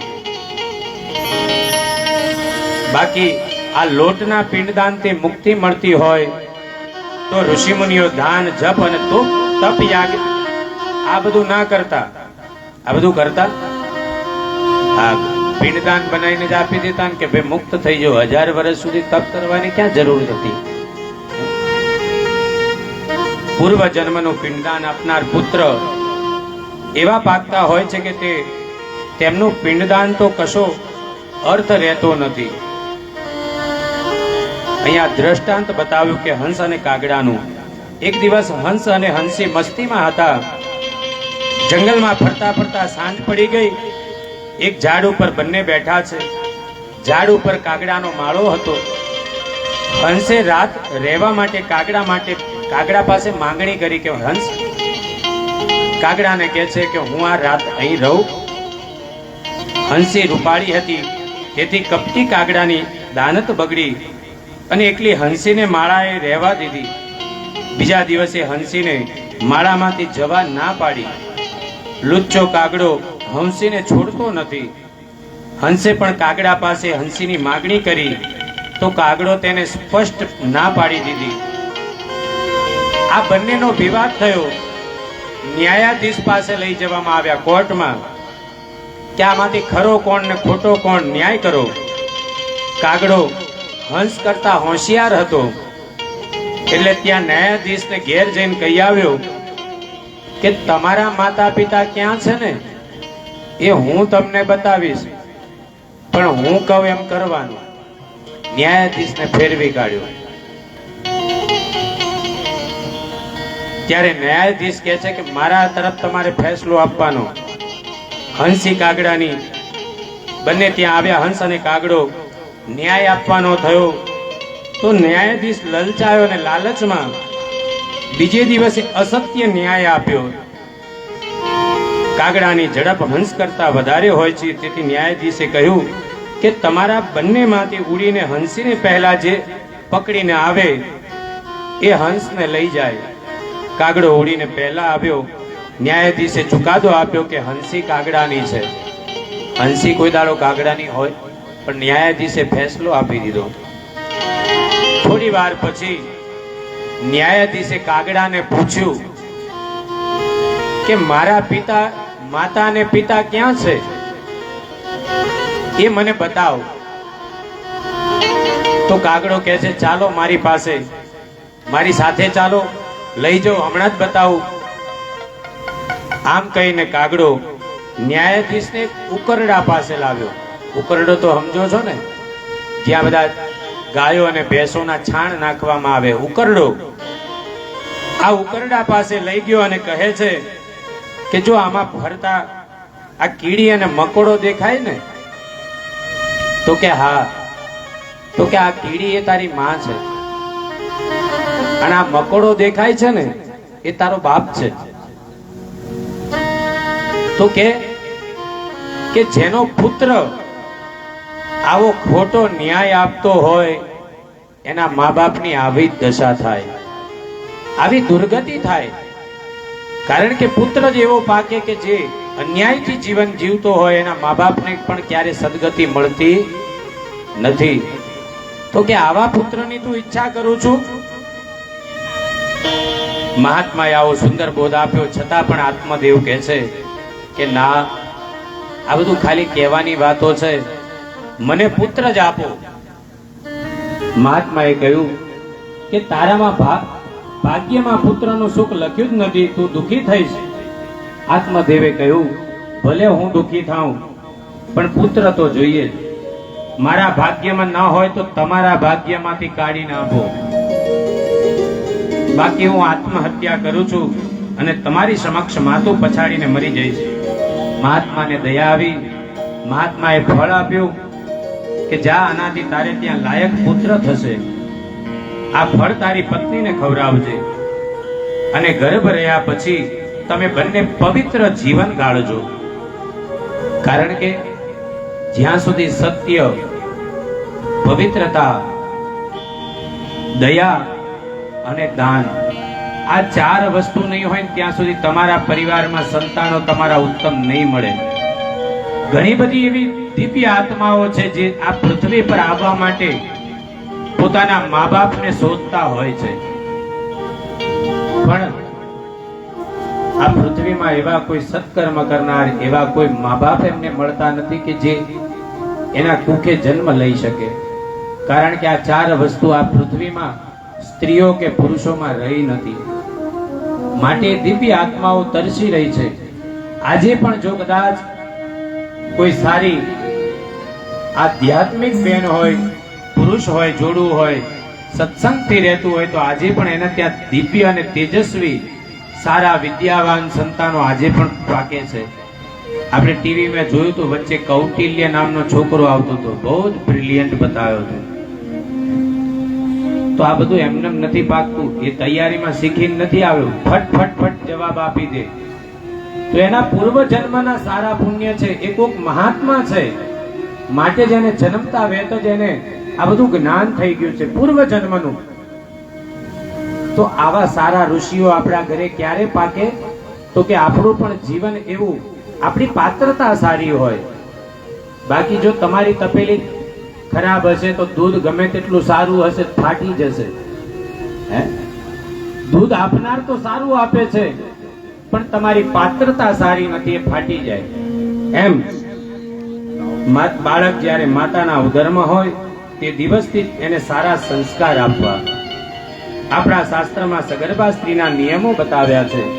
પતિ પત્ની પવિત્ર જીવન ગાળે, સદવાંચન કરે, કથા વાર્તા સાંભળે, કોઈની કુઠલી નિંદા ન કરવી, ઈર્ષા ન કરવી, સાત્વિક આહાર લેવો અને ઈશ્વરનું સ્મરણ કરવું. સત્કાર્ય કરે, મિતભાષી, ઓછું બોલવું, મીઠું બોલવું, સત્યમ વદ પ્રિયમ વદ. આત્મદેવ ફળ લઈને ઘેર આવે છે. ફળ પોતાની પત્ની ધુંધુલીને આપ્યું. ફળ ખાતી નથી ધુંધુલી, પણ આ ફળ ઉપર શંકા કુશંકા કરે છે. જ્યારે માણસ શંકા કુશંકા કરે ને ત્યારે ગમે તેટલું દિવ્ય હોય તો એ આપણા ફળ જીવનમાં એ આપણને સુખ આપી શકતું નથી. શંકા કુશંકા કરે છે. વિચાર કર્યો કે આ ફળ ખાવાથી ગર્ભ રહેશે તો ઘરનું કામકાજ થશે નહીં, બાળકનું લાલન પાલન કરવું પડશે, પરિણામે દુઃખી થઈશ. તેની નાની બહેન આવી હતી. તેણે પોતાની નાની બહેનને વાત કરી. બહેને સલાહ આપી કે બહેન, હું પણ સગર્ભા છું, મને પણ બાળક થવાનું છે, હું તને આપી દઈશ, અને ત્યાં સુધી તું સગર્ભા હોવાનો નાટક કરજે, ડોળ કરજે, અને એના વતીથી તું મને પૈસા આપી દેજે. કારણ કે આની પાસે પૈસા તો ખૂબ છે. ધુંધુલુએ પુત્ર તો જોઈએ છે, પણ દુઃખ સહન કરવું નથી. આ મનુષ્યનો સ્વભાવ છે. સુખ તો જોઈએ છે પણ વિના દુઃખે. દુઃખ ભોગવવું નથી પણ સુખ જોઈએ છે. વિના પ્રયત્ને ફળ મળવું જોઈએ. મનુષ્યએ પુણ્ય કરવું નથી પણ ફળ જોઈએ છે. પાપ કરવું છે પણ પાપનું ફળ ભોગવવું. પાપ કરવું છે ખરું પણ ભોગવવું નથી. નાની બહેનના કહેવાથી ફળ ગાયને ખવડાવી દીધું કે તું આ ડોળ કરજે, હું તને આપી દઈશ. આ કોઈ મહાત્માએ આપ્યું છે, ગમે તેવું હશે, મંત્રીને આપ્યું હશે, તને કંઈક વાળી જશે. આ તું એક કામ કર, મહાત્માની પણ પરીક્ષા થઈ જાય તો તું આ ફળ મહાત્માએ આપ્યું છે, ગાયને ખવડાવી દે. ધુંધુલીએ ફળ ગાયને ખવડાવી દીધું. ધુંધુલીએ સગર્ભાનો ડોળ ચાલુ રાખ્યો. કારણ કે આપણને એમ વિચાર થાય કે આત્મદેવે જોયું નહીં હોય, પણ આત્મદેવ તત્વનિષ્ઠ બ્રાહ્મણ છે. ને પહેલા જમાનામાં વર્ષ સુધી અશ્વમેઘ યજ્ઞો ચાલતા હતા. આપણને આ શંકા થાય, મને પણ થઈ હતી જ્યારે હું આમાં અભ્યાસ કરતો હતો ત્યારે. તો મને સંતોષ થાય એવો પ્રશ્ન મેં સમાધાન શોધ્યું કે પહેલા જમાનામાં એક વર્ષ 365 દિવસ સુધી યજ્ઞ ચાલે એવો અશ્વમેઘ યજ્ઞ પણ ચાલતો હતો. આજના જેમ 8 કલાક 10 કલાક નહીં, આ 1000 વર્ષનું જ્ઞાન યજ્ઞ થઈ રહ્યો છે. એવી રીતના આ બધા યજ્ઞો ચાલતા હતા. તો આત્મદેવ કદાચ સગર્ભા હોય એ જોઈને પછી એ યજ્ઞમાં પણ કદાચ જતા રહ્યા હોય, વર્ષ સુધી આવ્યા ના હોય, તો ડોળ ચાલુ રાખ્યો છે. બેને દીકરો લઈ આવી અને જાહેર કર્યું કે મને પુત્ર થયો છે. ધુંધુલીએ પુત્રનું નામ ધંધુકારી રાખ્યું. આ બાજુ ગાયને જે ફળ ખવડાવ્યું હતું એ ગાયને સંતના આશીર્વાદથી મનુષ્યના આકારનું શરીર પણ ખાલી કાન ગાય જેવા, તો ગાય જેવા કાનવાળું બાળક થયું. એનું નામ ગોકર્ણ રાખવામાં આવ્યું. બંને બાળકોના સંસ્કાર અનુસાર એના નામકરણ થયા. જો નામ પ્રમાણે પણ ઘણા બધાની બુદ્ધિ ફરતી હોય. તમે અહીંયા રામ રામ કરો ને તો તમારા મનમાં સારો ભાવ જાગે, પણ કદાચ નથી ને આપણે એમ કહીએ રાવણ રાવણ રાવણ જેવો છું, મગજ બગડે. નામનો પણ પ્રભાવ છે, બહુ સમજી વિચારીને રાખવું. હા, બાકી અત્યારે તો નામ એવા બધા પાડે છે ને કે આપણને એમ થાય કે વિદેશના કૂતરાના નામ હારા હોય. નામ પ્રમાણે એમાં ગુણ આવતા હોય, એટલે ગુણ પ્રમાણે નામ રાખવું. સારું નામ હોય. ભગવાનના આપણા વિષ્ણુ સહસ્રમાં 1000 નામ છે. 1000 માંથી એકાદું નામ રાખીએ, કારણ કે એના જેવા ગુણ આવે ગોવિંદ જેવા. આપણે ગાઈએ તો છીએ કે જેવા ગુણ તો ગોવિંદ ના ગવાણા, પણ નામ આપણે ક્યાંય રાખતા નથી.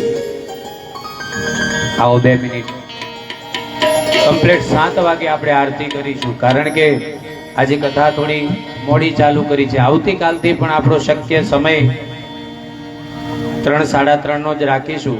તમે પછી બધા જેમ કહો એમ. તો અત્યારે થોડા 4 વાગે 3 વાગે, હા ભાઈ 3 વાગે રાખીશું. તો 3 થી 7 નો સમય રાખીશું કે 7 વાગે અહીંયા આપણી આરતી થઈ જાય. પછી ભગવાન હનુમાનજી મહારાજ અને ભોલેનાથની પણ 7:15 આરતી કરી, એનો પણ દર્શન પ્રસાદનો લાભ લઈને તમે બધા જઈ શકો. તો આવતીકાલથી સમય આપણો 3 થી 7. હા, આવો તાલીના નાદ સાથે સમય થયો છે. આપણે ભગવાન ગોવિંદને યાદ કરીએ. હે જીવા ગુણ તો ગોવિંદ નગવાના હુનાથ તમે તુલસીને પાનડે પુરાણા. હુનાથ તમે તુલસીને પાનડે પુરાણા. હે જીવા ગુણ તો ગોવિંદ નગવાના હુનાથ તમે તુલસીને પાનડે પુરાણા. હુનાથ તમે તુલસીને પાનડે પુરાણા. શ્રી રાધે.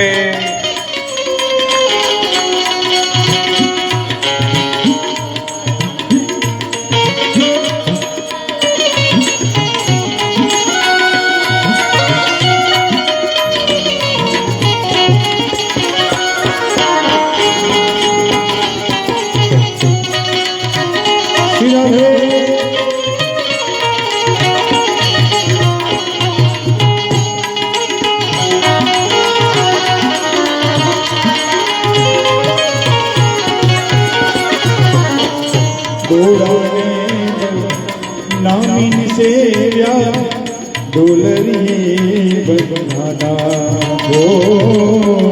ઘોડાને નામીન સેવ્યા ડોલરી બગનાના.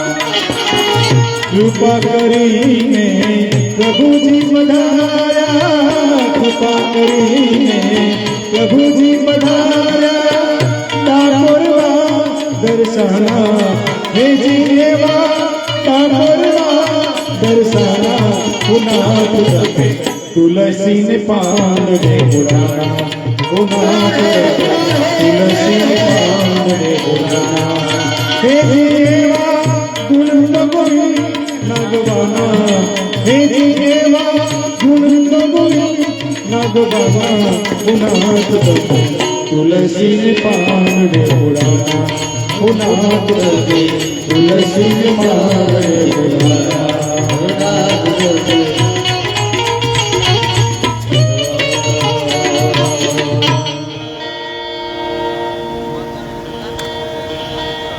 દ્વારિકાધીશ કી જય.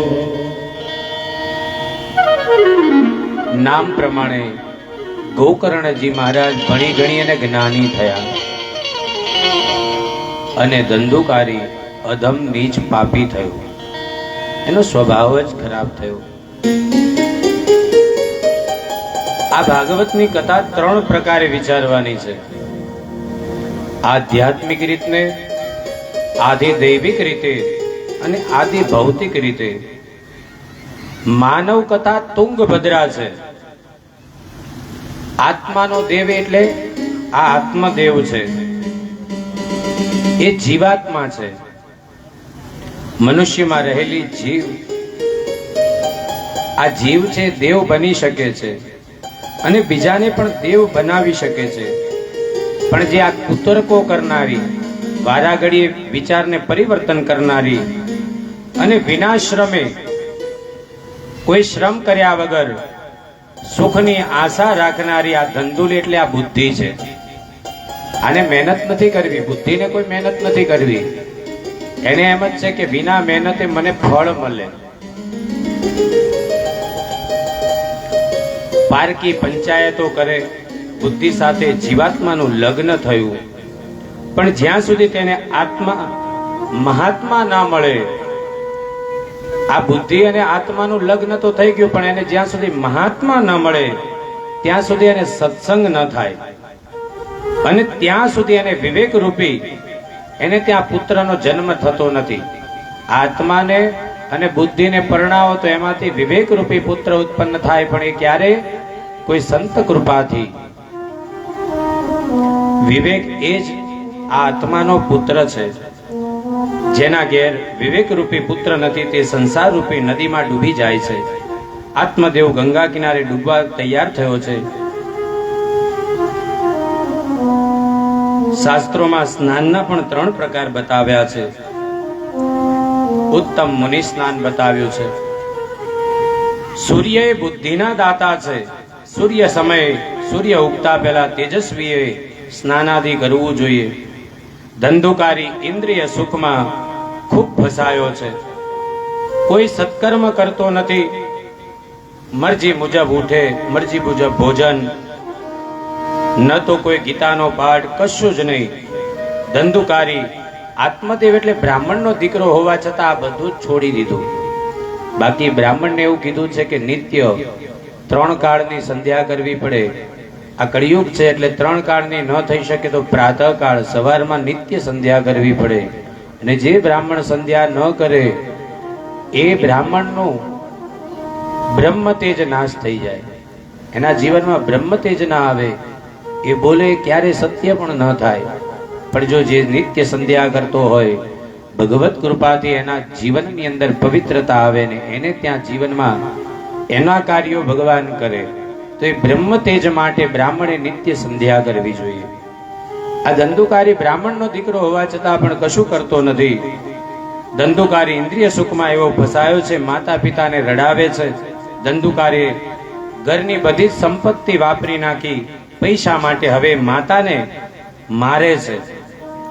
જો દીકરાને સૌથી વધારે બગાડનારી કોણ હોય? આ માં. ઉપરવાળું એ જ લે. મારો દીકરો બહુ ડાયો, તમે જ બહુ લડલડ કરો છો. તો માએ બહુ વિવેકથી આ પુત્રને સંસ્કાર આપવા જોઈએ એવું ભાગવતજી કહે છે. તો માતા પિતાને પણ મારે છે કે લાવ પૈસા, લાવ પૈસા. કારણ કે જેને વિષય વૃત્તિમાં જ અતિશય આનંદ થઈ ગયો છે, બધું ઘરનું વેચી કાઢ્યું છે, છેવટે સગળી સંપત્તિ દુરાચરણોથી આત્મદેવને દુઃખ થયું કે આના કરતા તો હું વાંજ્યો હોત તો સારું. પિતાનું દુઃખ જોઈ ગોકર્ણ આત્મદેવ પાસે આવે છે. ગોકર્ણ મહારાજ આવે છે. ગોકર્ણ પિતાને વૈરાગ્યનો ઉપદેશ આપે છે કે પિતાજી, આ સંસારમાં કશું નથી, તમે જ માળા લઈને જતા રહો, આમાં જ મુક્તિ છે, પરમાત્માનું સ્મરણ કરજો. આત્મદેવ ગંગા કિનારે આવ્યા છે. આખો દિવસ ભક્તિ કરે છે. ભગવાનના 10મા સ્કંદનું પ્રેમથી પારાયણ કરે છે, પાઠ કરે છે. આ રીતના ભક્તિ કરતા પરમાત્મામાં તન્મય બન્યા છે. કંદમૂળ ખાઈ વર્ષો સુધી ભક્તિ કરી ધીરે ધીરે મન શુદ્ધ થયું. એક દિવસ આત્મદેવ 10મ સ્કંદનો પાઠ પૂરો થયો અને પરમાત્મા પ્રગટ થયા. આત્મદેવને દ્વારિકાનાથના દર્શન થયા. પરમાત્માએ આત્મદેવને ઉઠાવી પોતાની છાતીથી રાખી આત્મા અને પરમાત્માનું મિલન થયું. પરમાત્માનો આશ્રય કરી પરમાત્મા મય બની અને આત્મદેવ પરમાત્માના ધામને કૃતાર્થ થયા. અને પિતાના મરણ પછી તો ધંધુકારીએ માને પણ મારવા લાગ્યો. બોલ, ધન ક્યાં સંતાડ્યું છે? નહીં તો લાત મારીશ, મારી નાખીશ. માતાના પણ આવા વર્તનથી આઘાત થયેલી માતા ધુંધુલીને પણ અતિ ભયથી રાત્રે આને પણ મૃત્યુ આવ્યું અને ધુંધુકારીએ લાત મારી અને એને માતાને મારી નાખી. એના આવા વર્તનથી આઘાત પામેલી માતા ધુંધુલી પણ દુઃખથી રાતે કૂવામાં પડીને મરણ પામી. માતાના મૃત્યુ પછી ધંધુકારી એકલો પડી ગયો. માને રાત્રે લાત મારી કે બોલ ધન ક્યાં છે? એટલે માં વિચારમાં પડી કે આવા પુત્રને શું કરવું, આ તો મને મારી નાખશે. એટલે પોતે જ આઘાતથી મરણ પામી. હવે ધંધુકારી એકલો રહ્યો, ચોરી કરવા લાગ્યો, કારણ કે ઘરમાં કશું છે નહીં. અને આ બધા પાપના પૈસાથી એણે વ્યભિચાર ચાલુ કર્યો છે. 5-6 વેશ્યાઓને રાખી છે. ચોરી કરવા જાય, દાગીના ચોરી લાવે, આ સ્ત્રીઓને આપે. વૈશ્યાઓને વિચાર કર્યો કે આ જીવતો રહેશે તો એની સાથે આપણે પણ પકડાઈ જઈશું. દાગીના રાજા આપણા જોઈને આપણને મારી નાખશે. આ બધી ગણિકાઓએ ધંધુકારીને દોરડા વડે બાંધ્યો અને કૂવામાં લટકાવી રાત્રે મોતને ઘાટ બાળી દીધો છે. અને આ ધંધુકારીના મુખમાં સળગતા અંગારા નાખી અને આને મારી નાખ્યો છે. આ દેહનો અગ્નિ સંસ્કાર કર્યો નહીં, પણ એને દાટી દીધો છે. ધંધુકારી પોતાના કુકર્મોને લીધે ભયંકર પ્રેત બન્યો છે. અને આ પાપી યમપુરીમાં જતો નથી, પ્રેત બને છે. આ બાજુ ગોકર્ણ મહારાજ જાત્રા કરવા ગંગામાં આવ્યા છે. ગયાજીના ભગવાન નારાયણના ચરણમાં પિંડદાન કરે છે. ગયાજીમાં જો પિંડદાન કરવામાં આવે તો પિતૃઓના નામથી પિંડદાન કરે તો એના પિતૃઓને સદગતિ મળે છે. આ ગોકર્ણ મહારાજ આવ્યા. પોતાના ભાઈ ધંધુકારી પોતાનો ભાઈ છે આવું વિચારી એના ગોત્રથી એને મુક્તિ આપવા માટે પિંડદાન કરે છે. પણ આ ભાઈ એનો નથી, એનો માસીનો દીકરો છે. એની બેનનો દીકરો નથી, માસીનો દીકરો છે. કારણ કે એની તો ધંધુલીએ તો ખાલી નાટક કર્યું હતું, એની બેને સંતાન આપ્યું છે. પણ આત્મદેવના ગોત્રથી ગોત્રદાન કર્યું એટલે અહીંયા ગયાજીમાં પણ એનો મોક્ષ થયો નથી. અને ધંધુકારીના મૃત્યુની જાણ થયા પછી ધંધુકારીની પાછળ ગયાજીમાં પણ પિંડદાન કર્યા છે ગોકર્ણ મહારાજે. કેમ ગયાજીમાં શ્રાદ્ધ કરવાનું? તો ગયા નામનો અસુર હતો, એણે યજ્ઞ કરવા માટે પોતાનું શરીર આપ્યું. અને શરીર આપ્યા પછી ભગવાન નારાયણ પ્રસન્ન થયા અને પોતાના ચરણો એમાં મૂક્યા છે. એટલે ભગવાન નારાયણના ચરણ જ્યાં પોતાના હૃદય પર સ્થાપ્યા એટલે આ રાક્ષસને પણ સારી વૃત્તિ આવી. અને આ જગ્યા ઉપર ભગવાન કપિલનું પ્રાગટ્ય થયું હતું. આની કથા આવશે તો આવતીકાલે. તો આ જગ્યા બહુ પવિત્ર જગ્યા બતાવી કે ગયાસુરની છાતી ઉપર યજ્ઞ કરવામાં આવ્યો. 100 વર્ષ સુધી યજ્ઞ ચાલ્યો. ગયાસુર મર્યો નહીં. યજ્ઞની પૂર્ણાહુતિ થઈ, એ ઉઠવા ગયો ત્યારે બ્રહ્માજીએ ચિંતા થઈ કે આ અસુર ઊભો થઈ જાય છે. ત્યારે નારાયણનું ધ્યાન કર્યું બ્રહ્માજીએ. ભગવાન નારાયણે પ્રસન્ન થઈ અને આ ગયાસુરની છાતી ઉપર એમના 2 ચરણ પધરાવ્યા, પગ પધરાવ્યા. અને ગયાસુરે મરતી વખતે ભગવાન પાસે વરદાન માંગ્યું કે ભગવાન આ ગયામાં જે શ્રાદ્ધ કરે તેના પિતૃઓની મુક્તિ થાય. ભગવાને વરદાન આપ્યું કે તારા દેહ ઉપર જે પણ પિંડદાન કરશે એના પિતૃઓને મુક્તિ મળશે. ભગવાને ગયાસુરને મુક્તિ આપી. માટે ગયાજીમાં જે શ્રાદ્ધ કરે તેના પિતૃઓને મુક્તિ મળશે. ગોકર્ણ જાત્રા કરીને પાછા ઘેર આવ્યા. રાત્રે આંગણામાં સૂવે છે.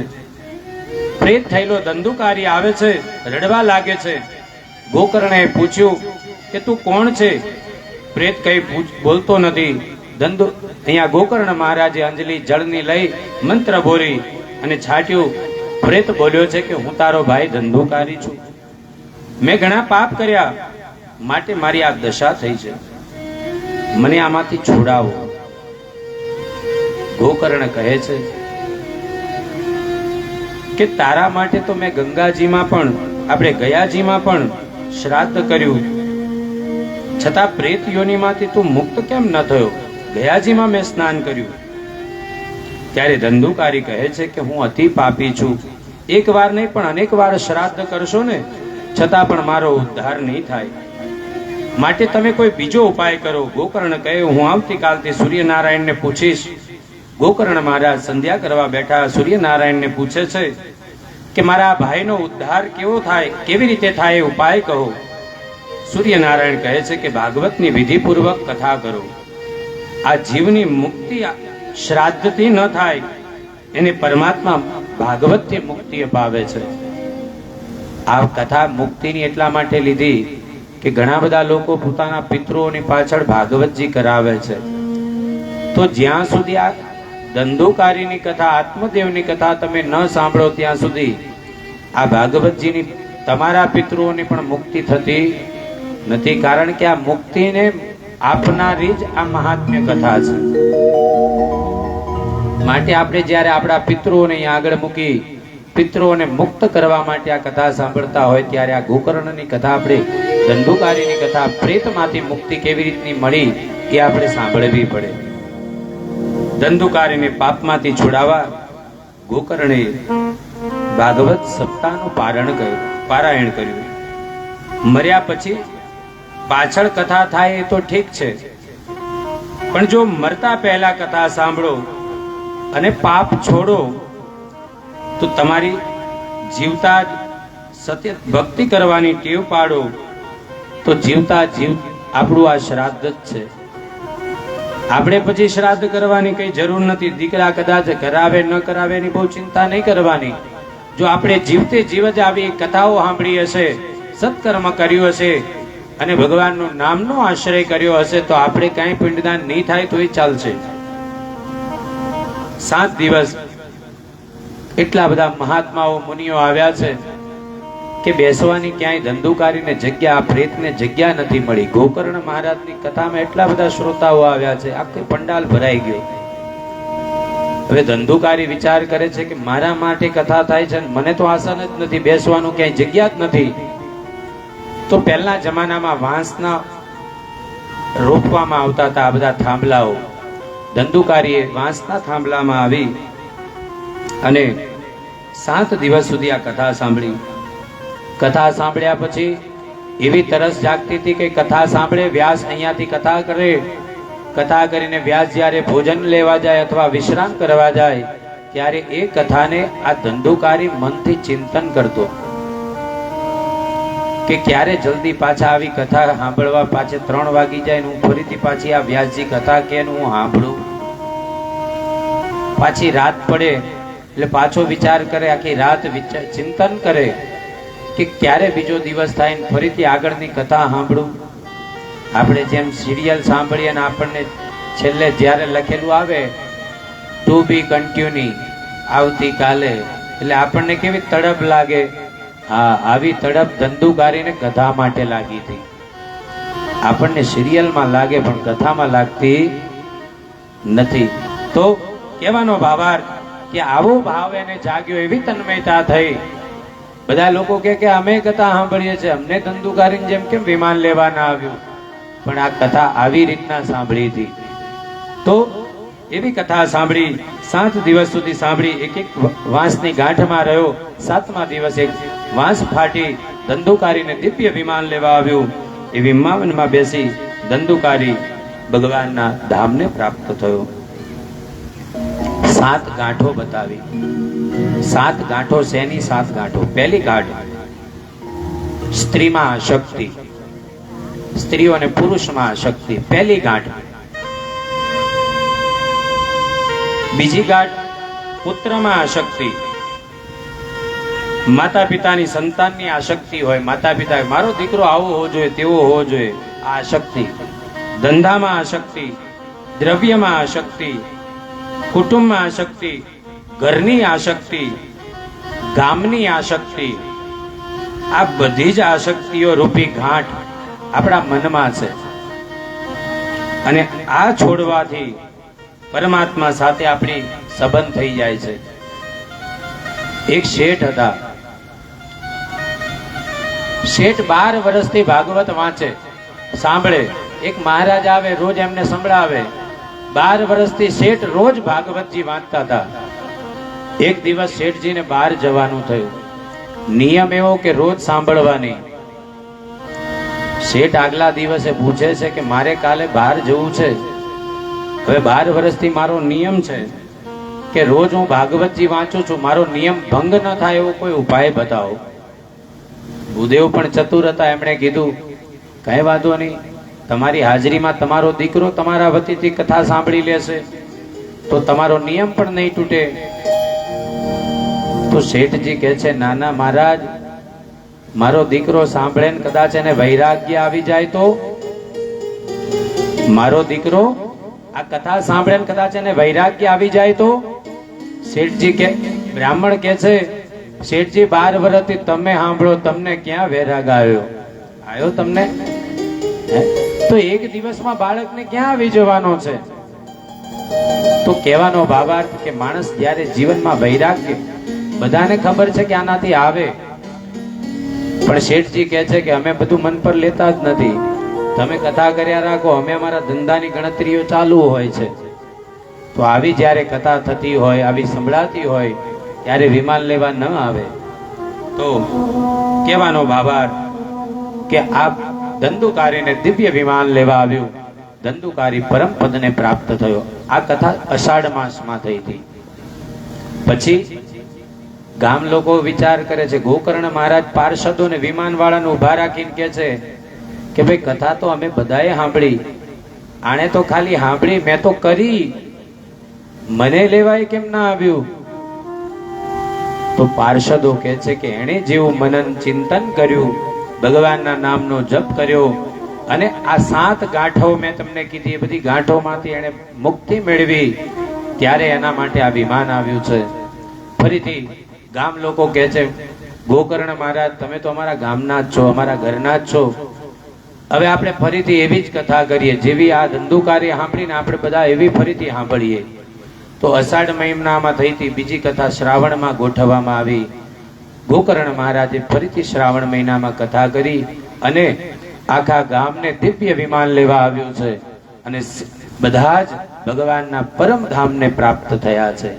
તો આ ભાગવતના મહાત્મ્યની અંદર ગોકર્ણજી અને ધંધુકારીની કથા, આત્મદેવની કથા કહેવામાં આવી કે અધમમાં અધમ, પાપીમાં પાપી, કે જેણે જીવનમાં કંઈ સત્કર્મ નતું કર્યું, ઉપરથી વધારે પડતું પાપ કર્યું હતું, એવા પણ ધંધુકારીનો આ ભાગવતજીના આશ્રયથી, આ ભગવતજીના શ્રવણથી એને પણ મુક્તિની પ્રાપ્તિ થઈ. આપણે તો એવા છીએ, હા, તો આપણને મુક્તિ કેમ ન મળે? ઈશ્વર ચોક્કસ આપણને મુક્તિ આપે. પણ ધન્ય છે આપની ભક્તિને વંદન કરું છું, કારણ કે 3 વાગ્યાના ખરા બપોરે, આજે તો આમ તો 2 વાગ્યાનો ટાઈમ હતો, એટલે 2 વાગ્યાના આપણે બધા આયા છીએ, અને સમય ખૂબ 7 વાગી ગયો છે, આરતીનો સમય થયો છે. તો આજની આ મહાત્મ્યની કથાનું પુષ્પ ભગવાન દ્વારિકાધીશના ચરણોમાં અર્પણ કરતા ભગવાન દ્વારિકાધીશને વંદન કરીએ કે પ્રભુ મારી અને તમારી મતિ અને ગતિ બંને એના તરફ લઈ જાય. આવતીકાલે આ મહાત્મ્યની કથા ભગવાનના ચરણોમાં અર્પણ કરી પ્રથમ સ્કંદમાં પ્રવેશ કરીશું. ભગવાનની દિવ્ય કથાનું આવતીકાલે 3 વાગે આપણે સૌ ભેગા મળી અને આ જ રીતના ગુણગાન કરીશું, સાંભળીશું. ભગવાનના ભજનોની પણ આપણે થોડોક કાલે સમય વધારે મળે તો આપણે ભજનોનો પણ આનંદ કરીશું, કથા કીર્તન કરીશું. આજે તો આપણને સમય જ નથી મળ્યો, કારણ કે થોડું સમય વધારે થયું હતું. યજમાન પરિવાર આરતી માટે આગળ આવી જાઓ.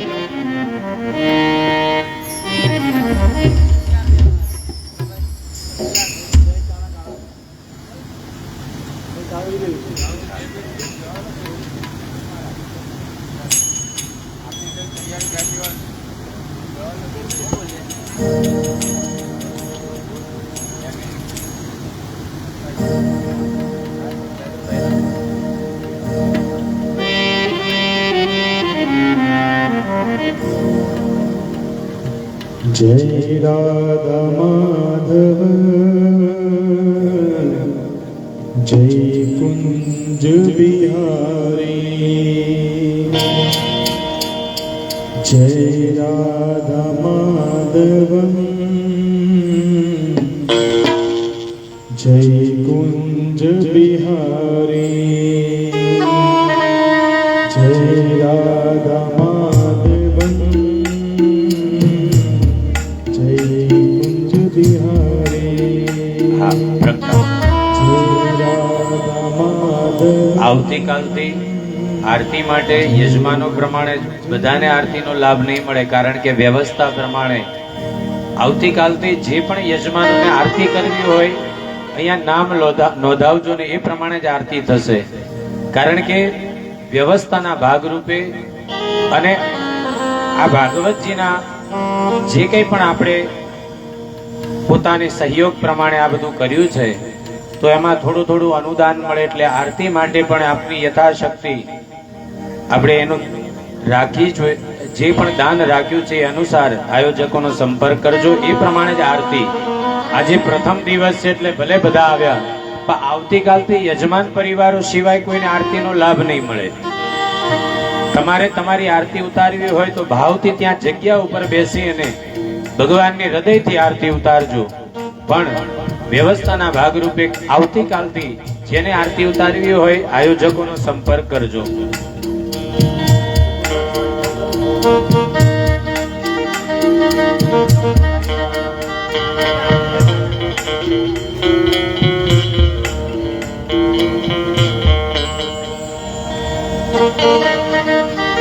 જય કાના કાળા પ્રભુ જય કાના કાળા નટવર લાલા નટવર લાલા પ્રભુ નટવર જય કાના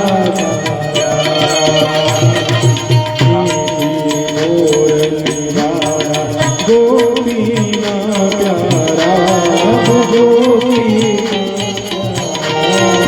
પુરુષોત્તમ પ્યારા પ્રભુ પુરુષોત્તમ પ્યારા મીઠી મીઠી મોરલી વાળા મીઠી મીઠી મોરલી વાળા ગોપીના પ્યારા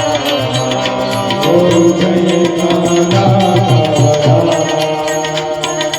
કામણ ગાળા કાન કામણ બહુ કીધા પ્રભુ કામણ બહુ કીધા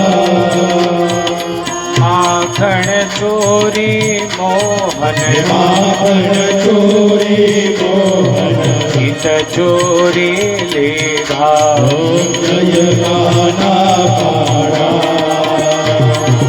નંદ યશોદા ઘેર વૈકુંઠ ઉતાર્યો પ્રભુ વૈકુંઠ ઉતાર્યો કાલિય મર્દન કીધા કાલિય મર્દન કીધા ગાયો ને ચારી જય કાના કાળા પૂર્ણતણો તુજ પાર કે મેં નહીં આવે પ્રભુ કે નહીં આવે તે ભેદ પુકારે વેદ પુકારે પુનિત ગુણ ગાવે જય કાના કાળા ગોવર્ધન ને ધાર્યો કચલી આંગળીએ પ્રભુ કચલી આંગળીએ ઇન્દ્રનો ગર્વ ઉતાર્યો જય જય ગિરધારી પ્રભુ જય કાના ઘોડાની સાથે ઠાકુર માયા પ્રભુ રણ છોડીને ભાગ્યા રણ છોડ કહેવાના જય કાના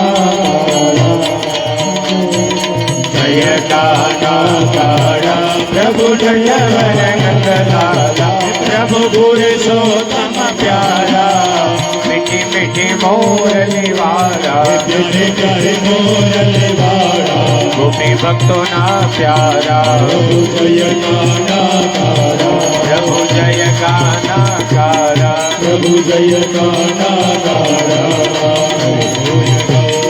કરુણાવતાર સંસાર સારા સુરેન્દ્રહારા કરુણાવતાર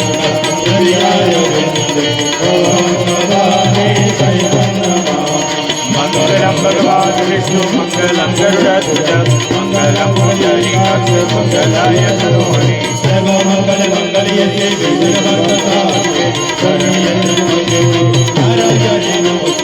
અચ્યુતમ કેશવમ રામ નારાયણમ કૃષ્ણ દામોદરમ વાસુદેવમ હરે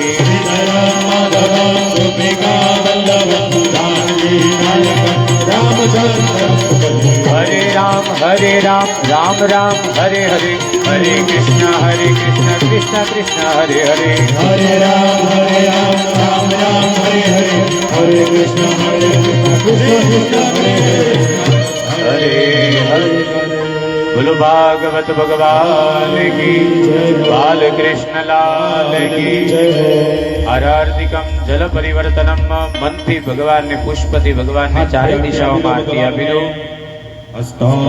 ભાગવતજીને અહીંયા ભગવાનને દેવવંદનમ દીક્ષોપી દીક્ષો વંદનમ શુભ આરોગ્યતા સિદ્ધિર્ધમ શુભાત્માપી વંદનમ ચક્ષુરવંદનમ હૃદય ભવતિ કોમલમ વિશાલમ ચ બધાએ આરતી લઈ ભગવાન કૃષ્ણના ચરણોમાં વંદન કરી આજની આ કથાને ભગવાનના ચરણોમાં અર્પણ કરતા મન ક્રમ વાચન કાળ વાણીથી ભગવાનની ક્ષમા માંગીએ. બે હાથ ઊંચા કરીને હરે કૃષ્ણ કૃષ્ણ કૃષ્ણ હરે હરે હરે રામ રામ રામ હરે હરે હરે કૃષ્ણ કૃષ્ણ કૃષ્ણ હરે હરે હરે રામ રામ રામ હરે હરે હરે કૃષ્ણ કૃષ્ણ કૃષ્ણ હરે હરે હરે રામ રામ રામ હરે હરે. બોલીએ કૃષ્ણ કનૈયા લાલ કી ભાગવત ભગવાન કી आज के आनंद की जगा भूम की सब संतन की सब भक्तन की अपने अपने माता पिता की अपने अपने गुरुदेव की सनातन धर्म की गौ माता की जय गंगा माता की प्रेम से बोलिए नमः पार्वती पतये हर हर महादेव हर. સૌને જય શ્રી કૃષ્ણ. રાધે રાધે.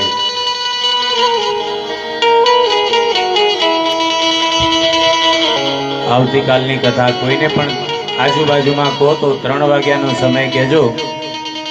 ભગવાનના દર્શન કરી ભાગવતજીના અને ભગવાન બાલકૃષ્ણના દર્શન કરી માત્ર ભગવાનને બે હાથ જોડી સ્પર્શ ન થાય ખાલી વંદન કરજો ભગવાનને.